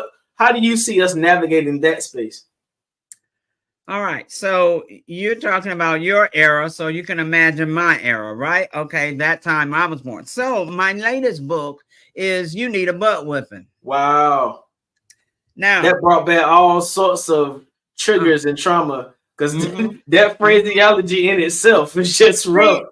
Actually, the phrase itself is why it has the name. Gotcha. The phrase itself, because the book is really about discipline. We don't understand discipline today.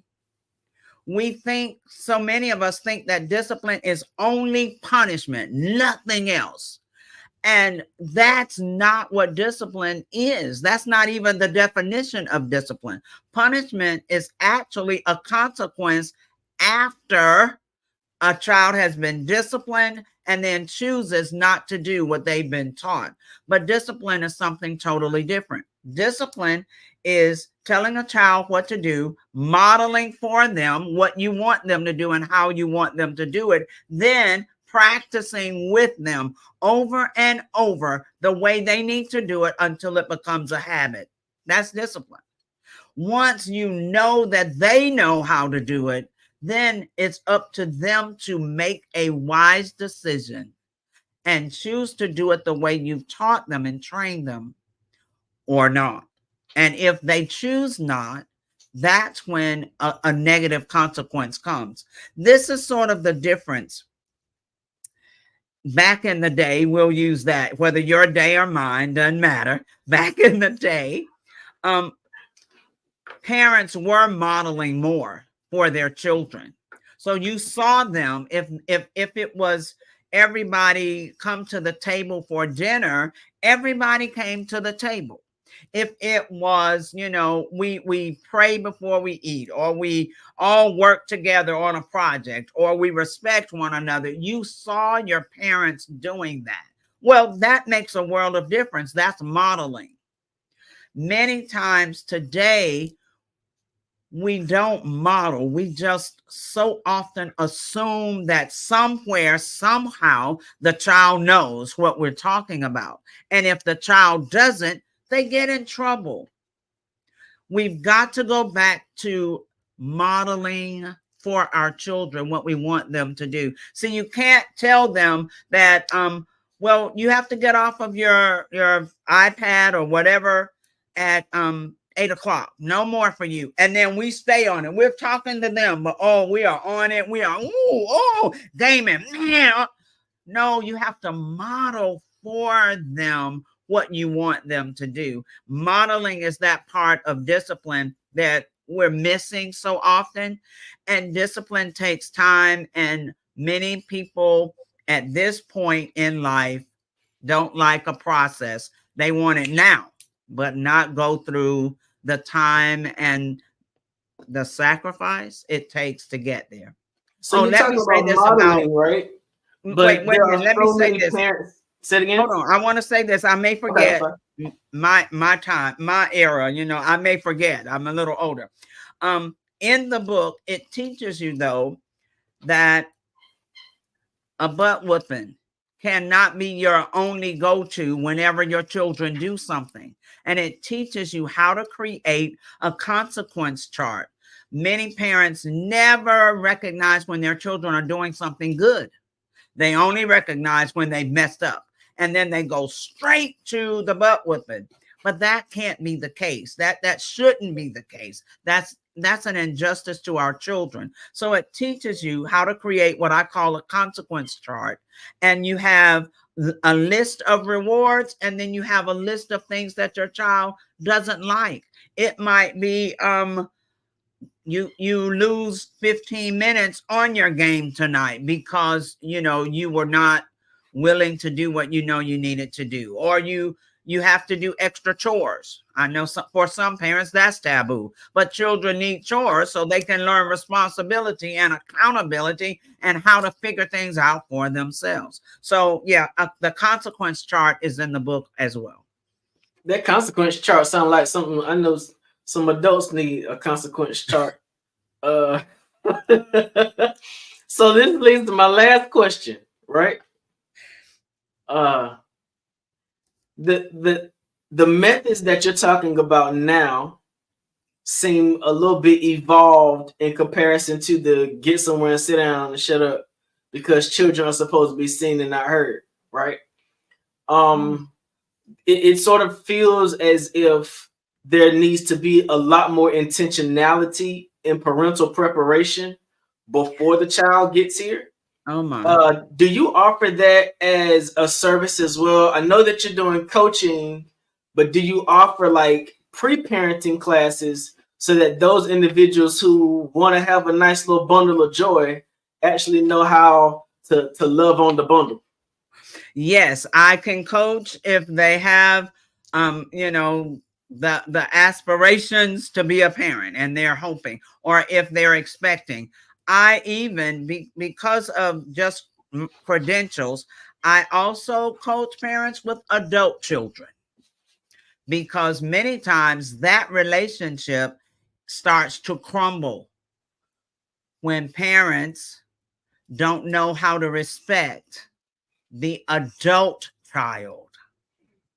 You can't treat the adult as if they're 10. I know they're your children, but it's that part of adultness. You've got to respect them as an adult first. Man, we just lost so many viewers, Miss Frizelma, because you told these folks that they gotta respect their adult children. Ain't nobody trying to. We have to have a whole nother conversation about this adult parenting thing. Wait a minute. The parents left, but their children are still watching. Like, yes, oh my God, I'm glad somebody told my mama that she's got to respect me. Yes. Yeah, that little Johnny, don't go say, Mama, I told you, don't do it. Don't do it. Thank you so much, Ms. Frizelma. This has been absolutely amazing. Glad to get more information about you and what you do. Absolutely. Thank you so very much for the opportunity. I love what I do. And until we work on it, the fabric of our society will continue to unravel. Yes, ma'am. Genius is coming. We're going to see each other on the other side. Absolutely. The Black Business Expo's mission is to raise funds for high school seniors going to college or K through 12 entrepreneurs. This expo is a fundraiser for students. You may go to www.blackbusinessexpousa.com to donate to the scholarship fund, or use the Cash App that's on the screen below, $BBXUSA. Our goal is to give laptops and up to $5,000 to 10 students. Students can register online at www.blackbusinessexpousa.com. Every dollar counts, so we want to remind you to donate to the scholarship fund. We want to thank our Black Business Expo USA sponsors for April 2024. NC100, Moody Capital Partners, Suede Soul, 5-Star BDM Media, Lotus Richer Coaching and Training, Carolina, Virginia Minority Supplier Development Council, STEP Management, Hello LLC, BHS and Associates, Margie McLean Foundation Incorporated, Genius is Common, Earth Essentials, Mullane Shawnee Global, Executive Women's Success Institute, The Quality Coaching Company, Superwoman Business Services, Creative Force Studios, Lee Entertainment, Artistic App Design, Black Business Expo USA. Before I close out, let me say, I love talking about parenting wherever I go.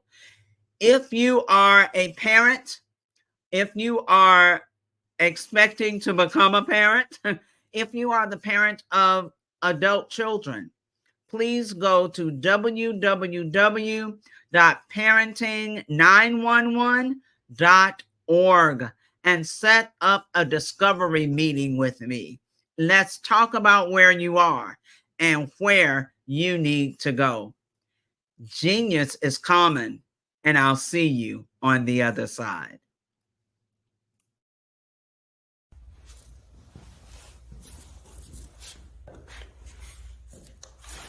How you doing? I'm Rodney Allen Rippey. Yeah, the child actor. Well, now, leading man. Some of you might remember back in the day, the Harlem Globetrotters popcorn machine. Remember that? Well, it was a Saturday morning special that would come on, and I was there with Geese and Tex and Meadowlark Lemon. Remember the show? Well, I had a great time. And I have to say a huge, huge thank you to all my fans out there. Thank you for all the years of support. I went on from the entertainment industry. I started getting into producing and directing. And now, hey, here I am. I'm a studio executive here in Burbank, California at 2526 Studios. I have to say, it's been pretty good, but the best is yet to come. Please stay encouraged. Keep reaching for your dreams and never forget that genius is common. Remember that. Genius is common. No matter what anyone says to you, no matter how tough the road may get, keep striving. Keep reaching for your dreams. And always know that you are worth it. Everything that you put into yourself, everything good that you pour into your life, you are worth it. And when the times get tough, when things don't go exactly right, it's okay. Dust your shoulders off. Stand up strong. And remember, genius is common.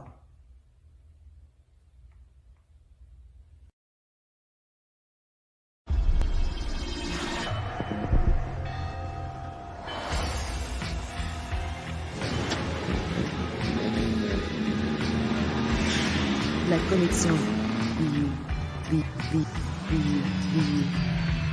La connexion.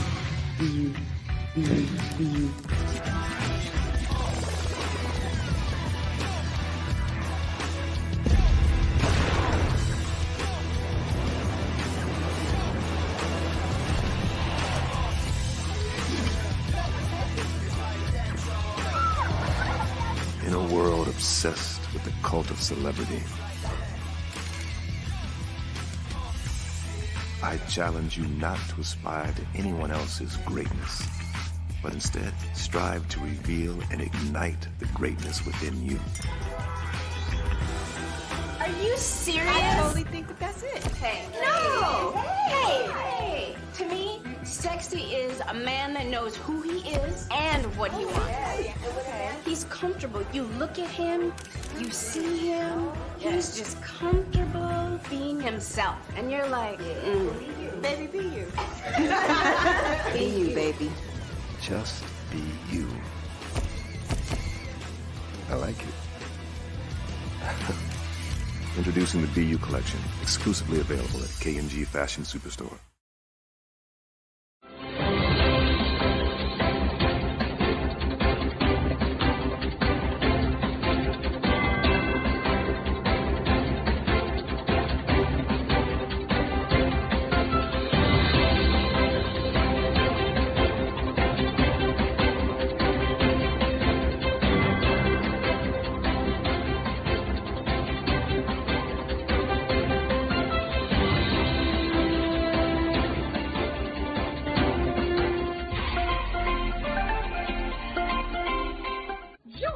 Dr. Eric Kelly III and a host of phenomenal speakers from all around the globe for this 7-day virtual event that you don't want to miss. The mission of the Black Business Expo is to raise scholarship money from kids all the way from high school, all the way from college. The Black Business Olympics is one of the largest Black business showcases in the world. It is an opportunity for businesses and companies to showcase their businesses globally. We are going to be giving away laptops up to $5,000 away to students. Again, I'm Olivia Appleberry, the founder of 2 Cents Finance and one of the speakers for the expo. I am so excited to see you there. For more info, go to www.blackbusinessexpousa.com or call 919-308-9090 and hope to see you there. I am Black Business. From the moment I wake until the time I sleep. Yes, I am Black Business. I am Black Business. Tell me, are you Black Business? I am Black Business.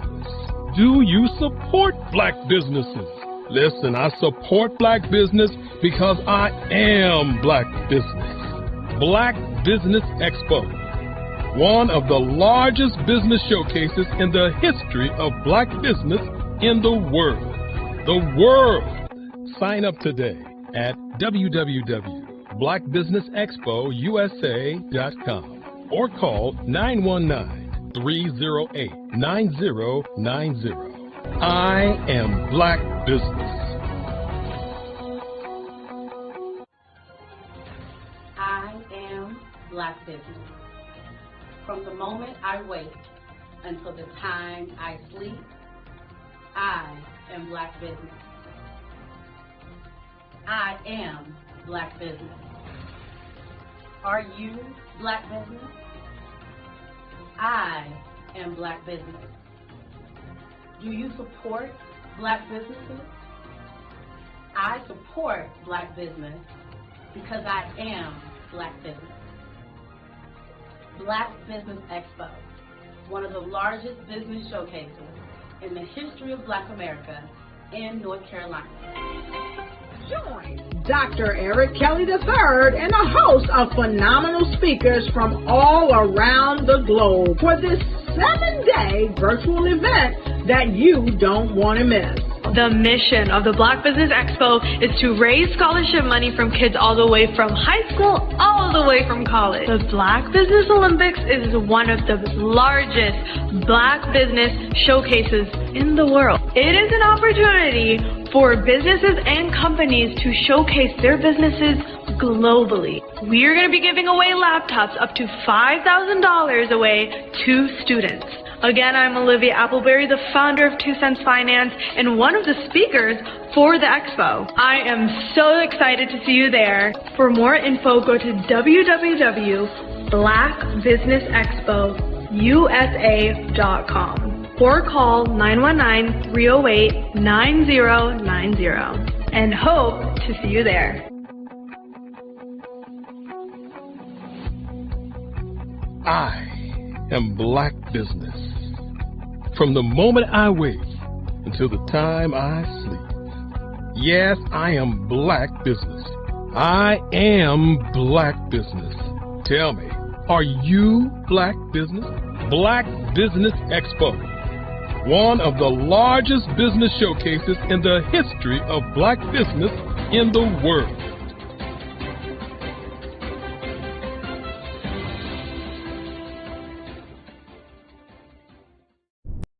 Follow the Brand TV broadcast host, Grant McGaugh, as he visits with top executives and entrepreneurs to find out their secrets of success with their personal brand. Follow the Brand TV broadcast host as he focuses on brand development to build better relationships, bring value to your business, relationships, and career. You will enjoy listening to each episode that is tailored to speak to you directly. If you're looking for this type of clarity in terms of building your brand, you have tuned into the right station.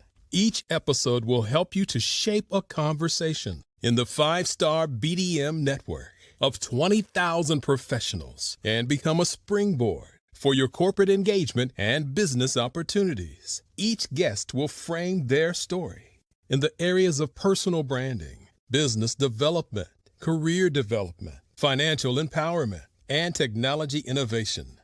Grant McGaugh explains why he is the CEO and owner of his own professional career. Grant is an accomplished business leader and entrepreneur who wants to give back to individuals to grow their personal brand strategy. Tune in as he weaves his story about new possibilities, while to you exceed expectations. If you love storytelling, this show will make for fun.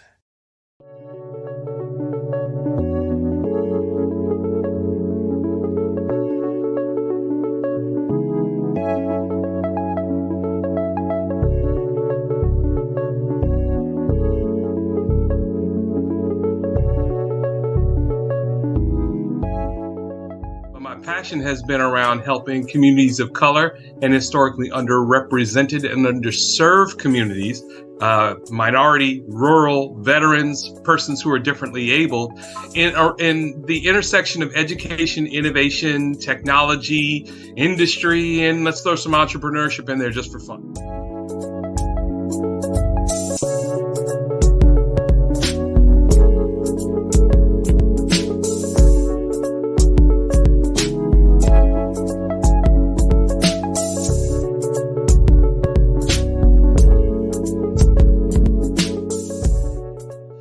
See more around innovation, incubators, accelerators. I love the idea of going from innovation to commercialization.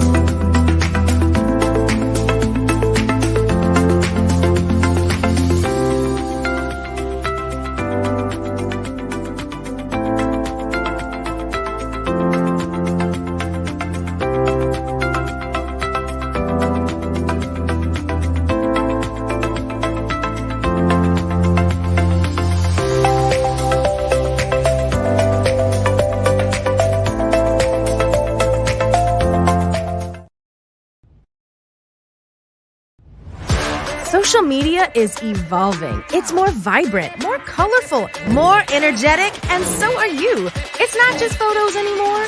It's video, it's audio, it's subscriptions. And now, there's Fanbase, a new monetized social network. Fanbase delivers the complete native app experience with full content monetization for every user. No algorithms that shadow ban your engagement or growth, and no ads. Follow anyone for free and subscribe directly to your favorite creators for $4.99 a month. Plus, show some love by tipping on any post. Also, make a Fanbase page and monetize your content the same way. Finally, connect with your followers by posting the amazing content you already create. And now, get paid for it. It's time to energize and monetize. Because everyone's a fan of something, and everyone has a fan base.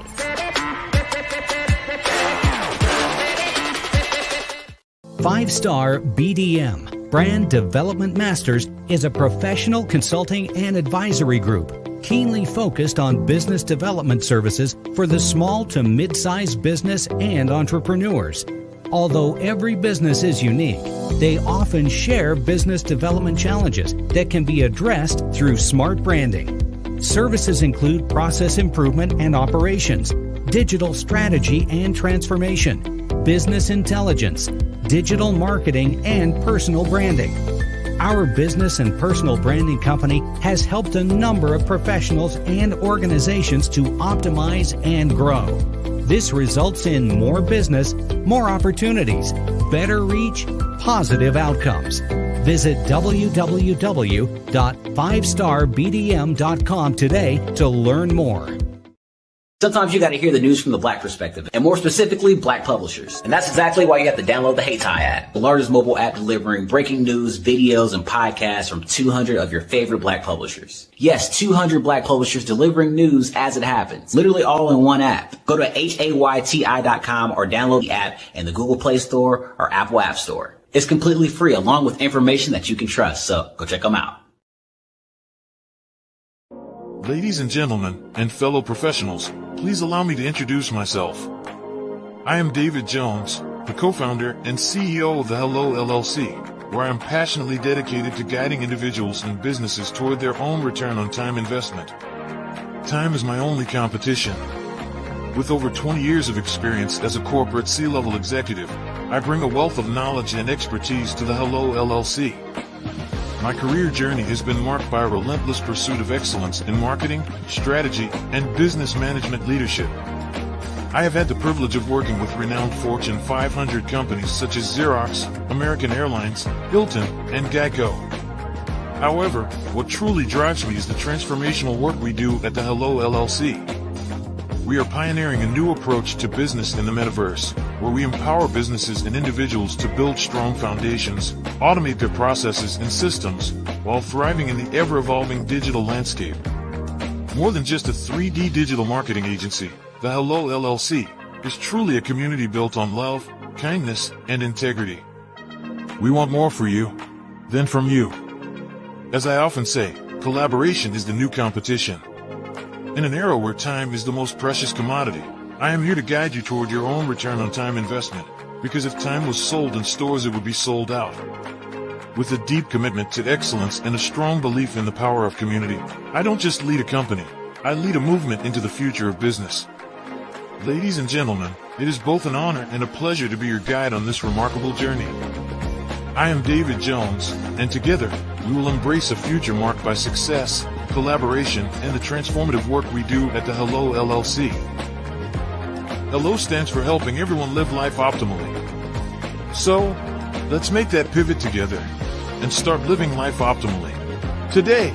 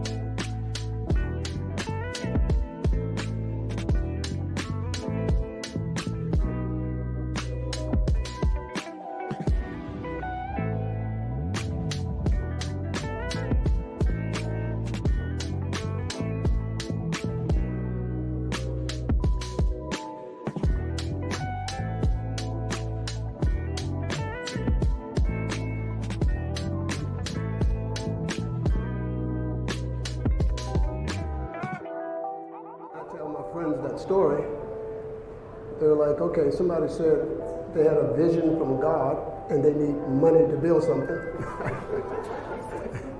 And I was like, well, if this guy tells me that the sun's not going to come up, I would not get out of bed. That's who he is to me. And you can see that my judgment is well placed, because in another 8 or 9 months, we're going to put his technology into an electric car. You know, people always say, well, why'd you build the car and the engine is not finished yet? I'm like, well, when the engine's finished, what are we going to put it in? You know? So we had to do the 2 parts. What we're doing right now is putting those 2 parts together. And, you know, in 8 or 9 months, you know, Derek Automotive is going to basically redefine the electric transportation sector. But tonight is about having fun. So we're going to have fun tonight. Tomorrow we're going to get back to work. All right?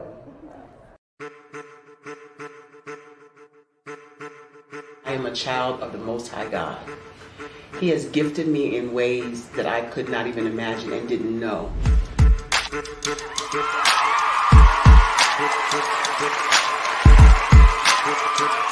There was a time when I didn't know who I was. I listened to other people tell me who I should be, what I should do. I listened to people telling me that I should be a boutique owner, that I should be a construction manager, that I should be a laborer.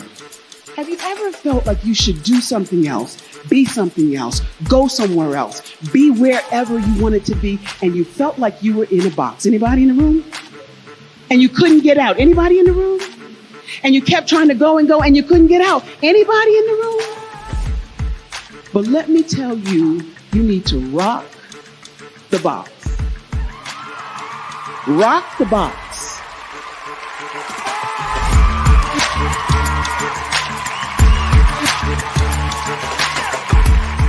I am engaging, inspiring, and empowering.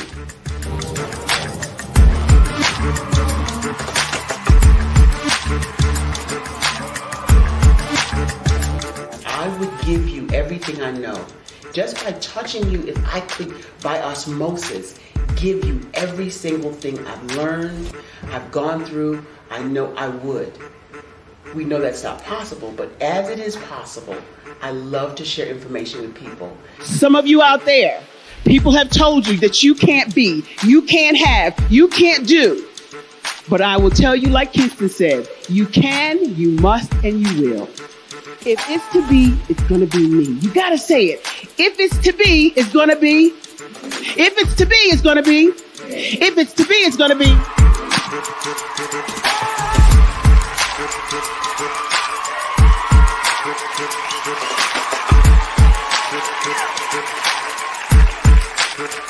Barbara is because she believed what her mama said about her and not what other people told her.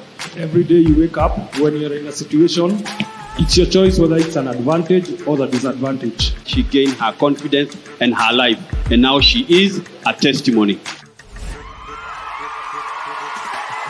If I can help you elevate yourself, then I feel like I'm elevating my own self as well. What you know and I know together can change the world.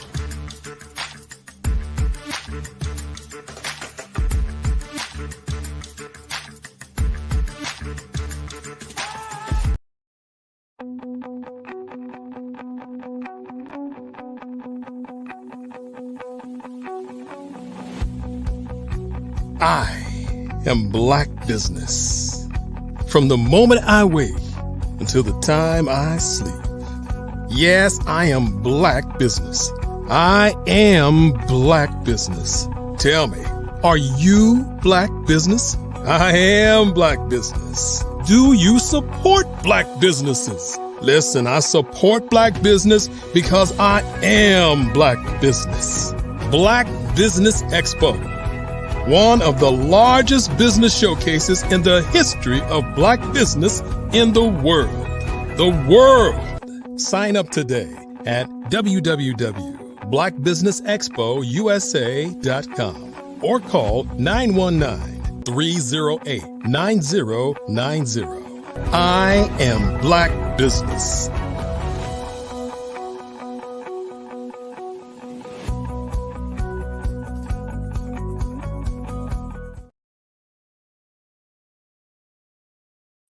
Good evening, business owners, entrepreneurs, thought leaders, and corporations. Welcome to the Black Business Network. My name is Frazelma Lynn, and I am your business moderator for this evening on the Black Business Network. The Black Business Network is a 24-hour business network showcasing Black businesses, business owners, entrepreneurs, and thought leaders worldwide. We have speakers from North Carolina, London, Singapore, Africa, Japan, and cities all over the United States. The Black Business Network is a global community sharing its business knowledge to empower, inspire, and educate businesses about business. Our next speaker is Dr. Chad Lawson Cooper.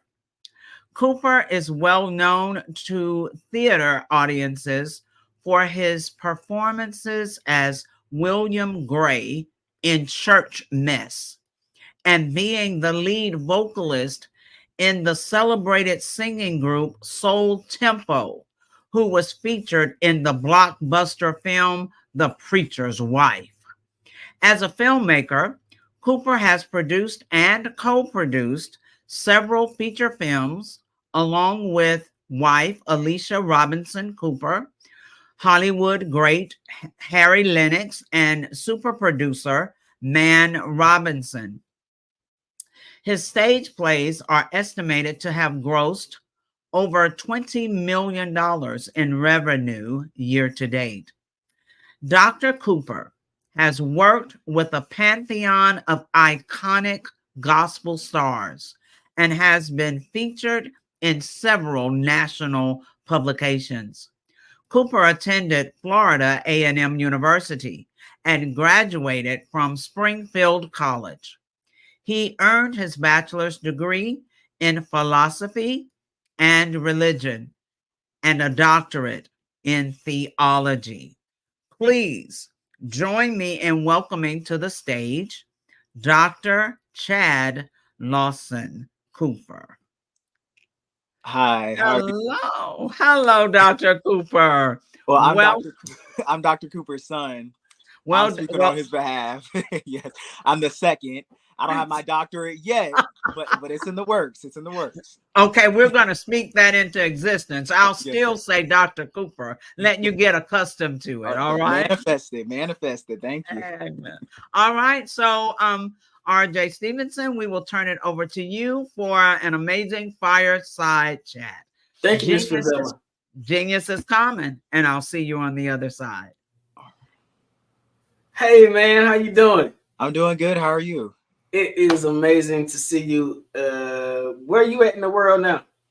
Where am I? I'm in New York City right now. I'm at my house.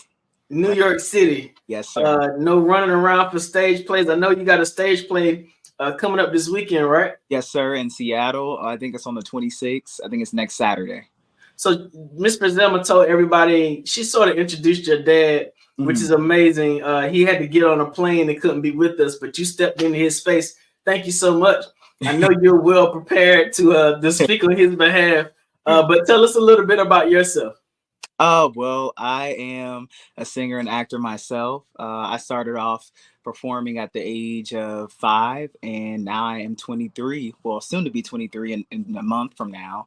I have traveled on and off Broadway around the world, and something I'm still practicing right now. I'm in school right now for my senior year, for my bachelor's degree.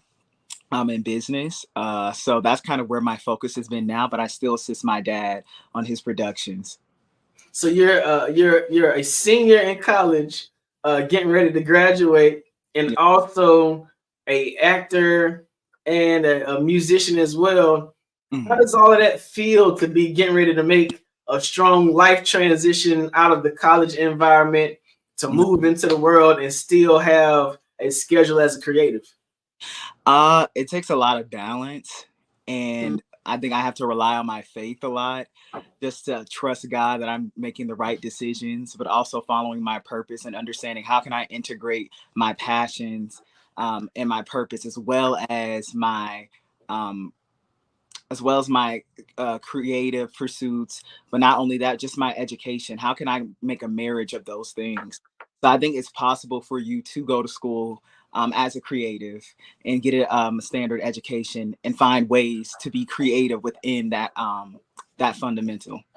So why did you choose business? I mean, normally a person that's in creative, they'll either choose music or theater or something like that. Definitely you would having your mom or dad knee deep in acting. What made you choose business as a educational path?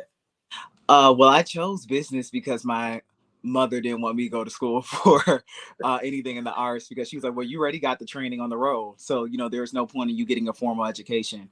But I had an opportunity to go to NYU for musical theater, but I ended up turning it away because I had listened to what my mother said, and I just decided to go for business instead. But I also wanted to know a different side of the world. I know about business from the entrepreneurship perspective, but I also wanted to know about business on a global perspective. So that's why I guess, was interested in business over all the rest of the degrees. So the Black Business Network is going to be an ultimate platform for you, because this is all about global business from the diaspora. So what is it in business that you're seeking to do once you graduate? Have you thought about a career path yet? Well, I'm pretty similar to what my father does. Just creating an entertainment company, but then also possibly to go to law school and start an entertainment law firm. Those are some of the things that I'll be interested in. It would definitely have something to do with my passion. Got you. Well, I think you're well on your way and well prepared and experienced for those, even at a young age, because of all of the experience that you've gained during the plays. What roles have you been in? What kind of participation have you had in your experiences in stage? Well, I think the most integral role that I've had is playing Emmett Till in Justice on Trial. In the production that we're still running now, I played that role since I was 14 years old. So I think that that's kind of been the most, as far as acting goes, but singing wise, I've just sung around in different groups in New York City with the Taj Walker group in Harlem, just different things like that, different projects, singing background. It's not really been more so anything on acting for me. It's really been more singing wise. I sing at Institutional International Church in Brooklyn, New York. So, those are really where my talents are really exposed. But in acting wise, it's really been with my father, and it's Emmett Till. Got you. Now, there may be some people who are not familiar with the Justice on Trial play, and you play Emmett Till in a movie as well, right? Yes, sir. Can you give a little synopsis of the background story of the movie so people can become more familiar? Okay, so the show and the movie Justice on Trial is about two civil rights attorneys suing the U.S. Justice Department for reparations for African Americans. So they bring back 3 time traveler witnesses, Harriet Tubman, Emmett Till, and Medgar Evers, to tell their stories to a courtroom in order to encourage the jurors to vote in favor of African Americans receiving reparations. So there's a whole jury deliberation that goes on in this show, and it's a great show. It's very educational, inspirational, and impactful. Gotcha. And you do an amazing job. Oh, thank you. Playing Emmett Till in that production. Every time I do it, it's like you always bring something different to the stage. What's it been like to have the opportunity to play such an icon as Emmett Till, definitely in today with where we are in the landscape of social justice and Black history?